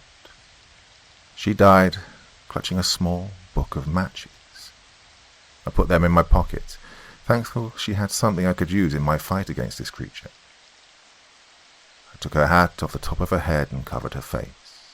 I said a quick prayer, one that I had said many times on the battlefield for fallen soldiers. Speaking the word of God brought about a warmth from within, and it was there I had the idea to recite Bible passages aloud to guide me and hopefully offer divine protection from the otherworldly horror I was about to stand up against. Against my initial judgment, I grabbed Vera's shotgun. I'd seen how the other Wendigo were forced to respond to the power this thing possessed, and the added bonus of 5 shots for them to contend with made me feel that much more confident in its power. I started walking towards the mesa, reciting the final chapter of Paul's letter to the Corinthians as I approached. Watch ye, stand fast in the faith. Quit you like men, and be strong. I began to scale the massive structure, turning to the Psalms for aid as I moved up. The Lord is my light and my salvation. Whom shall I fear? The Lord is the strength of my life. Of whom shall I be afraid? As I finally stood at the mouth of the cave that these foul monsters had spawned from, I spoke just above a whisper, giving myself the same advice King David gave to his son. Be strong and of good courage, and do it. Fear not, nor be dismayed. For the Lord God, even my God, will be with thee. He will not fail thee, nor forsake thee, until thou hast finished all the work for the service of the house of the Lord. Here I noticed something unnatural. The air of the land below was tainted with the smell of death, of decay. I'd come to attribute this stench to the Wendigo. But here the air lacked any smell at all. No matter how deep of a breath I took, I couldn't pick up even the slightest trace of anything in the air. It worried me, but again I turned to Scripture and recited the same verses I had on my way in. Vera's pump action in hand, I went forward, enveloped by the same darkness that had knocked me out. I wasn't in the dark for very long. The interior of the cave walls were decorated with these strange crystals, glistening with an eerie white glow that mimicked the moonlight outside. Near them I could feel a strange hum resonating, sounding like the sound made when you barely blow into a harmonica. There was only one path in the cave, and it led to an enormous chamber that I learned was nearly at the top and center of the mesa. The chamber was bathed in the radiance of the full moon, courtesy of an opening at the top that let light in. The place was in the shape of a shallow bowl, with bones and rocks littering the floors. At the center of the chamber lay the bodies of the 7 that the Wendigo had captured. I ran to them as soon as I saw them.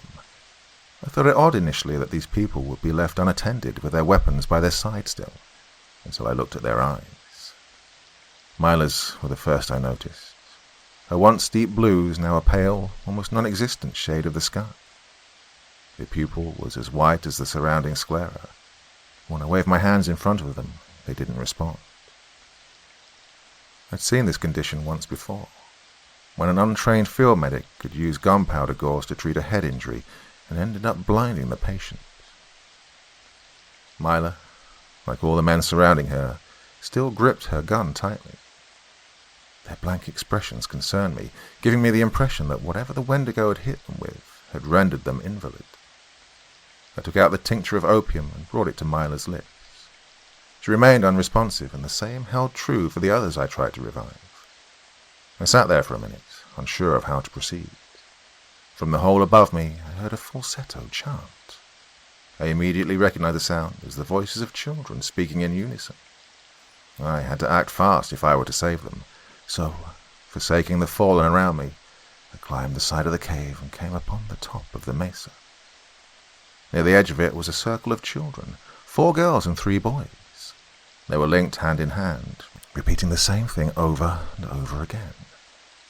"We offer our souls to make it whole." I drew closer, ever vigilant, keeping my eyes peeled for the beast that had knocked me out and cut our group in half. Nearly upon the children, I noticed their eyes bore the same condition as the people below. I tried to snap them out of their state, but they simply continued to chant those same words over and over again. I attempted to pull them apart, but their grips held strong. Lastly, I tried screaming at them, hoping the volume of my own voice might drown out theirs. Instead, I was answered with the cry of the Wendigo. I spun around to face it. It stood as tall as it could, revealing itself to be twice my size. Its claws were out by its sides, fully extended and dragged along the rocky surface of the mesa to create a scratching sound. I felt the power of those damned eyes bore into my very soul. For a moment, I was frozen, shaken to my core at the power this monster wielded, and my own foolishness in thinking I could fight it. That thought held a place in my mind for several seconds, weighing me down and nearly bringing me to my knees. But then the monster made the noise it did when Ward had attacked it, that strange sound completely indiscernible from human laughter, yet bearing the same attitude of a madman having his evil plans fully realized. In a flash, my resolve was strengthened. I let loose a quick prayer, asking God to help me kill this demon, and then ran forward. The Wendigo answered my charge with one of its own, diving forward with its claws fully extended. I would have met my end then and there had I not ducked in the nick of time. As the Wendigo passed over me, it attempted to claw at me, digging its blade-like fingers into the ground near me. I popped up from my position after it had flown over me and began pumping shotgun blasts into it. My plan was to shoot this thing off the cliff. I figured since we were able to kill one of these things by smashing it, surely I could kill another by making it fall a great distance. The shotgun didn't have much of an effect on it until I dared to get closer. The shots served a dual purpose, knocking the creature into the position I wanted it and throwing the direction of its swings off course. I felt as if I was channeling Ward's spirit in that moment, as by some spectacular act of dexterity I was able to avoid every single attempt the Wendigo made on my life. Remembering the limited capacity of the shotgun, I pumped it for the last time and threw it into my left hand. It was a difficult maneuver, but I managed to fire off the final round of the shotgun while simultaneously pulling my sharps rifle off my shoulder. The last shot was fired square into the creature's chest, and I felt hopeful to my odds of ending this thing's life, because we were nearly at the end of the mesa and some of the buckshot was embedded in its chest. My first mistake was thinking the stopping power of my sharps rifle to be equivalent to the sheer force the shotgun had offered. I cast Vera's shotgun aside as I jammed the barrel of my rifle into the Wendigo's chest and fired. I knew I'd made a mistake when the end of my rifle just barely entered the hole the bullet had created, and the Wendigo had not moved from its position. I let go of my sharps and grabbed my knuckler just as the Wendigo picked me up with a single hand. It brought me close to its face. I saw the golden glow that made up its eyes. I could tell the thing was sizing me up, deciding what to do with me. Once I registered that I was feeling an emotion from this thing, I was struck by an idea. Perhaps these gold orbs were a weak spot. At the range I was, hitting the thing in the eyes would be a breeze. Decided in my path, I raised the knuckler and fired it right into the Wendigo's right eye socket. Now I know it sounds crazy, even for the type of story I've been telling up to this point, but I swear it was like I'd shot my gun into the sky or something. There was no sound after I'd shot. No wet slaps of organs being reduced to liquid or hard cracks of bone being shattered. It was like the eyes of this creature held a void that consumed everything that came into contact with them, including the .41 caliber bullet I'd just fired. In that moment, I felt truly lost, and that would have surely been my death had I not caught the mark in the middle of its forehead. I must have initially glossed over the detail because of the circumstance, but between its eye sockets, there was a nearly imperceptible demarcation in the perfectly white skull. At first I thought it to be some kind of demonic symbol, but then I remembered Ward's standoff against the thing. His bullets had done something after all. He hadn't killed the monster, but maybe he'd created the chink in its armor I needed to defeat it. I took aim once again and fired upon the spot Ward had made. The first shot simply bounced off, as did the second, the third, and the final one. Again the Wendigo let out that strange sound that somehow was supposed to pass for a laugh. Clinging on to the last desperate bit of hope that still flared within, I gripped the knuckler, as the gunsmith had shown me, to turn it into an improvised brass knuckle. I punched the spot dead in the center. I felt no give in the thing's skull and began to feel it tighten its grip on me. With the last breath I could give, I wound up and hit it again. I felt a crunch. I might have heard it as well, but I can only be sure that I felt the smallest of fractures occur as my fist was coming away from the skull. I'm also sure that I felt the Wendigo stop its squeezing. Our eyes met for a second. I had to act now if I was to survive. A furious, airy cry left my lips as I hit the monster with all my might. I was flung from its arms as something akin to a very strong gust of wind flying from the hole I created in its face knocked me free. After rolling a couple of times, I ended up on my hands and knees. I turned to face the monster, which was now letting out shrieks not unlike the ones its relative did right before we dropped a pine on it. It was clutching its forehead with both hands, stumbling about dangerously close to the edge of the mesa. I smiled as I took the bayoneted Springfield off my shoulder. If I could charge it, bury the blade in its body and push it off, the Wendigo would be no more. With a Yankee holler, I firmly gripped the Springfield and ran as fast as I could at the creature. And that would have been the end of the beast, if it hadn't formed a fist in front of its face and blew that mysterious powder into my face. Immediately I was sucked out of the fight with the Wendigo and transported to a world of nothing but a burning bright white. I floated about this place for what seemed like a couple minutes before I was brought out of it by a cold, hard slap to the face. I was now in my childhood home in Massachusetts, standing in the living room at the ripe old age of 10 years old. My mother's on the floor, her face red with both tears and my father's handprints. My father towers above me, alcohol in his breath and insanity in his eyes. And he tells me my silence about what he'd just done is absolutely necessary lest he lose his university job. He raises his voice to levels that cause my ears to ring. I'm only able to nod my head in terrified agreement. In my mind, I swear that I'll never be the man he is. Suddenly, I'm in the state of Louisiana with Langley, Howard, Billy, and Benjamin, wearing my full Union uniform. We're speaking of how fortunate we were to survive the fight at Mansfield and retreat to Pleasant Hill, when suddenly cannon fire broke out. We stood up from our camps just in time to see rebels charging in on horseback, attacking everything they could. Langley and myself hurried to take cover, but Howard, Billy, and Benjamin all died at the ends of Confederate blades. I'm forced to look upon little Billy, a boy no older than 15 from Iowa, as he struggles to breathe through the gash in his throat. Then I was transported to the outside of Potter's Mill. I was one of 4 Pinkertons hired to break up the union that had formed.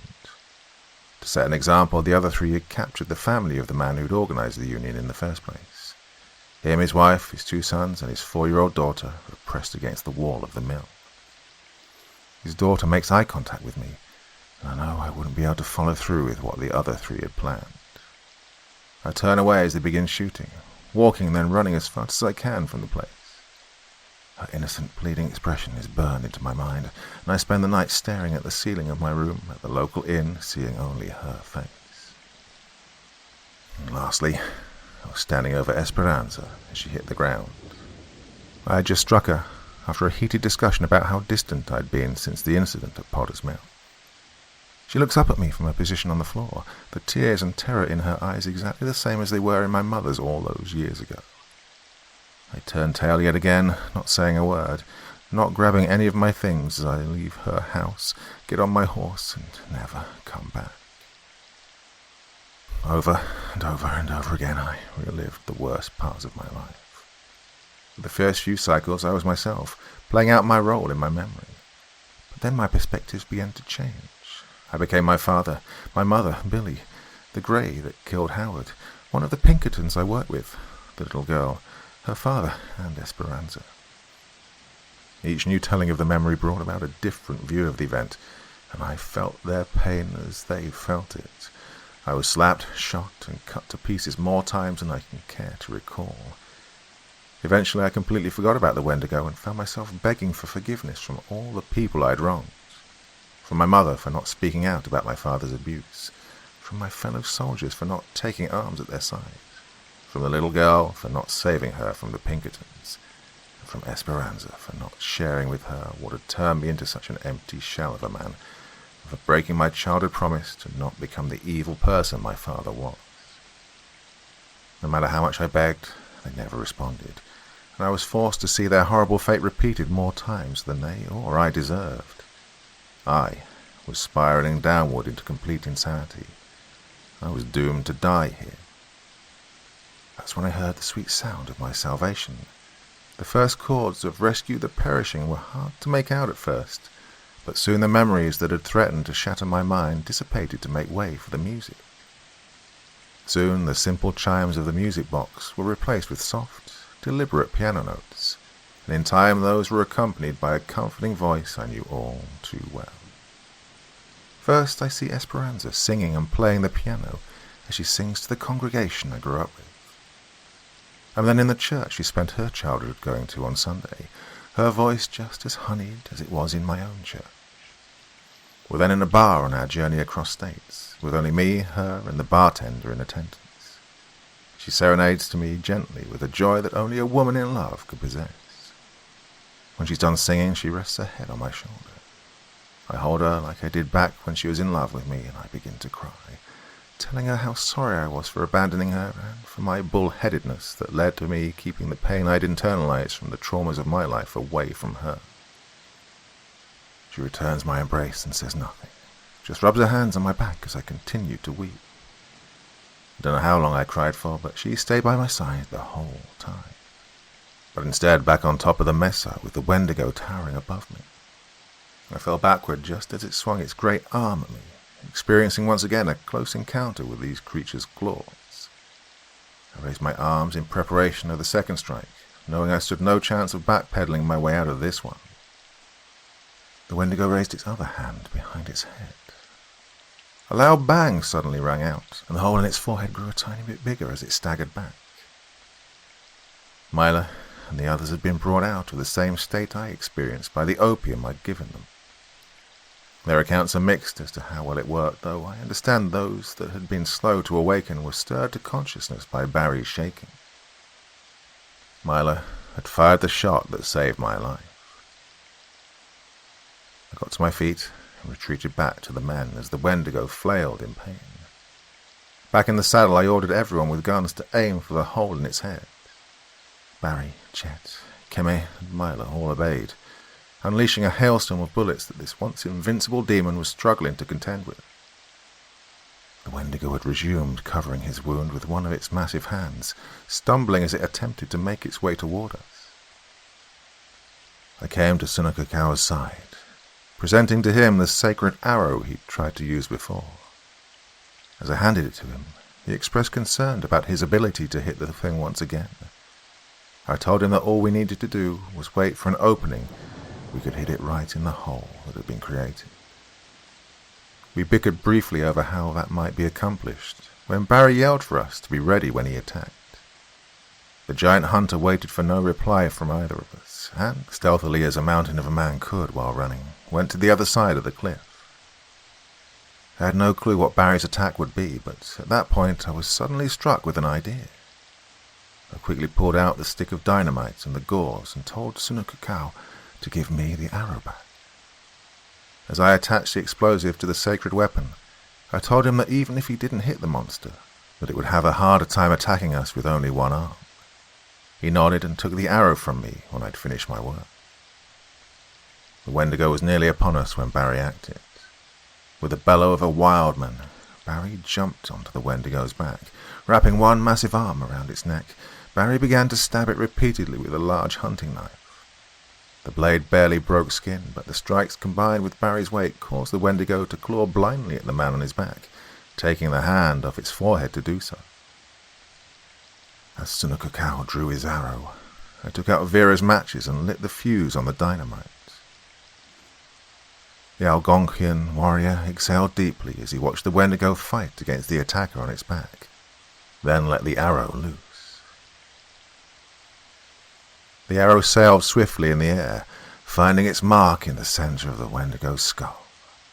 I shouted for Barry to get down and saw the man drop to the ground near the Wendigo's feet. The monster wailed grievously, falling to its knees and putting its hand on the floor of the mesa. It went to pluck the arrow out of its skull when the dynamite went off. The bleached white skull was no more. The head of this beast now reduced to an empty crater sitting atop tall collarbones. The Wendigo stayed in that position for a few moments before finally falling forward. I breathed a sigh of relief. The monster was defeated. The children were safe. I turned to Sunukukau to congratulate him on his shot, when I felt a strange pinching sensation in my ankle. Then everything went black. I remember briefly waking once, shooting up and screaming out in pain before collapsing back into unconsciousness. When I finally came back, it had been a week since we'd all faced off against the Wendigo. I hadn't realized it, but at some point during my fight with the monster, I'd sustained a scratch from one of its claws near the front of my left ankle. Perhaps if I'd been fighting an ordinary creature, it wouldn't have amounted to much. But the Wendigo's natural appetite for decay spurred an infection unlike any other to take place. Sunukukau and the others acted fast to save me. After they'd taken me and the children off the mesa, they used the bone saw the doctor had sent us to amputate my leg about half a foot below my knee, cauterizing the wound with Keme's tomahawk after heating it. Despite the circumstances, they managed to bring me and the children back to town without incident. The last man to die in the fight against the Wendigo was Barry. I'm told the injuries he sustained were so bad that he was dead before he hit the ground. I can't imagine anyone other than Barry could have held on for as long as he did, and I, along with many others, owe my life to his sacrifice.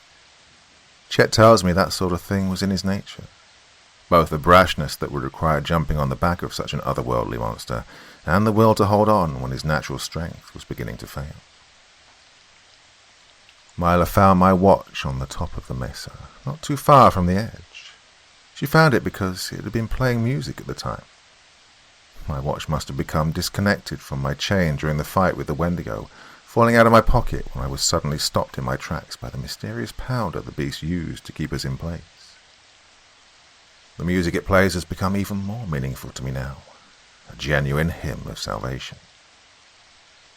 Obed and Jericho left town a few hours ago, as they were ordered to report the incident in its entirety to Washington. Sunukukau and Keme parted ways where we first met them, needing to return to their tribe with the chief's daughter. Keme, one of the sons of the shaman, gave me a blessing that I wasn't conscious to thank him for, and we haven't heard from them since. Chet and Mila stuck around, helping me complete this account and ensuring its accuracy. Both of them remain in town, uncertain of where to go. Mila is especially disheartened at the death of her sister. I tell her I don't have much, but if she ever needs anything, I'd be more than happy to come to her aid, as both her and her sister saved my life. It doesn't console her, but I hope she'll know that my offer is good should she ever need a helping hand. I am currently boarded in the second floor of the prominent saloon, in the nicest room they could give me. Langley came to see me as soon as he heard I was awake. Yesterday I wasn't too courteous, since I was preoccupied with completing my journal. Today I was a much more gracious host, and spent a good while talking with him. He brought crutches with him today, courtesy of the town doctor and carpenter, telling me that they'll fashion a wooden leg for me when the wound at the bottom of my leg heals. He was near tears as he told me how much he appreciated the help I gave him. I tried to play it off as a favor I was happy to carry out, but he doesn't have any of it.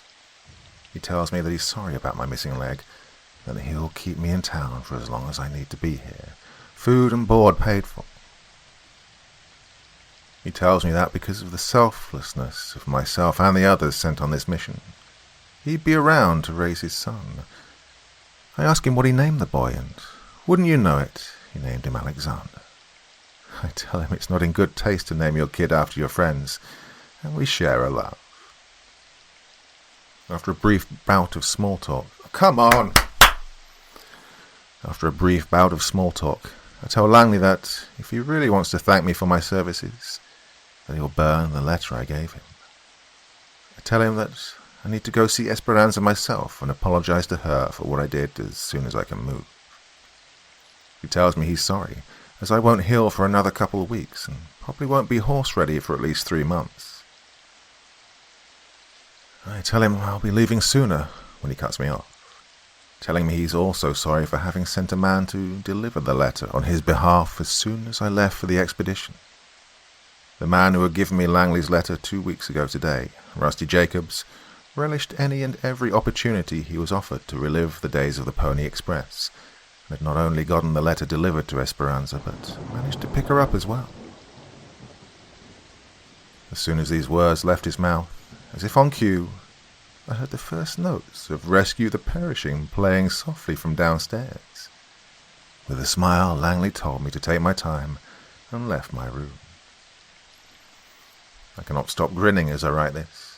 I don't know what kind of apology I'd need to offer to earn her forgiveness, but as God is my witness, I will do whatever it takes. I have passed the test God put before me and been rewarded with a second chance for my efforts. I'm no Job, but then again, I don't need twice as much in return for enduring and proving my faith. All I need is my Esperanza.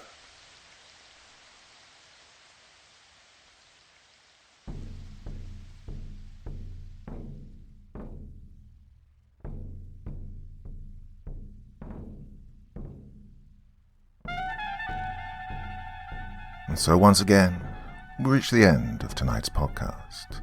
My thanks as always to the authors of those wonderful stories, and to you for taking the time to listen. Now, I'd ask one small favour of you. Wherever you get your podcast from, please write a few nice words and leave a 5-star review, as it really helps the podcast. That's it for this week, but I'll be back again same time, same place, and I do so hope you'll join me once more. Until next time, sweet dreams and bye-bye.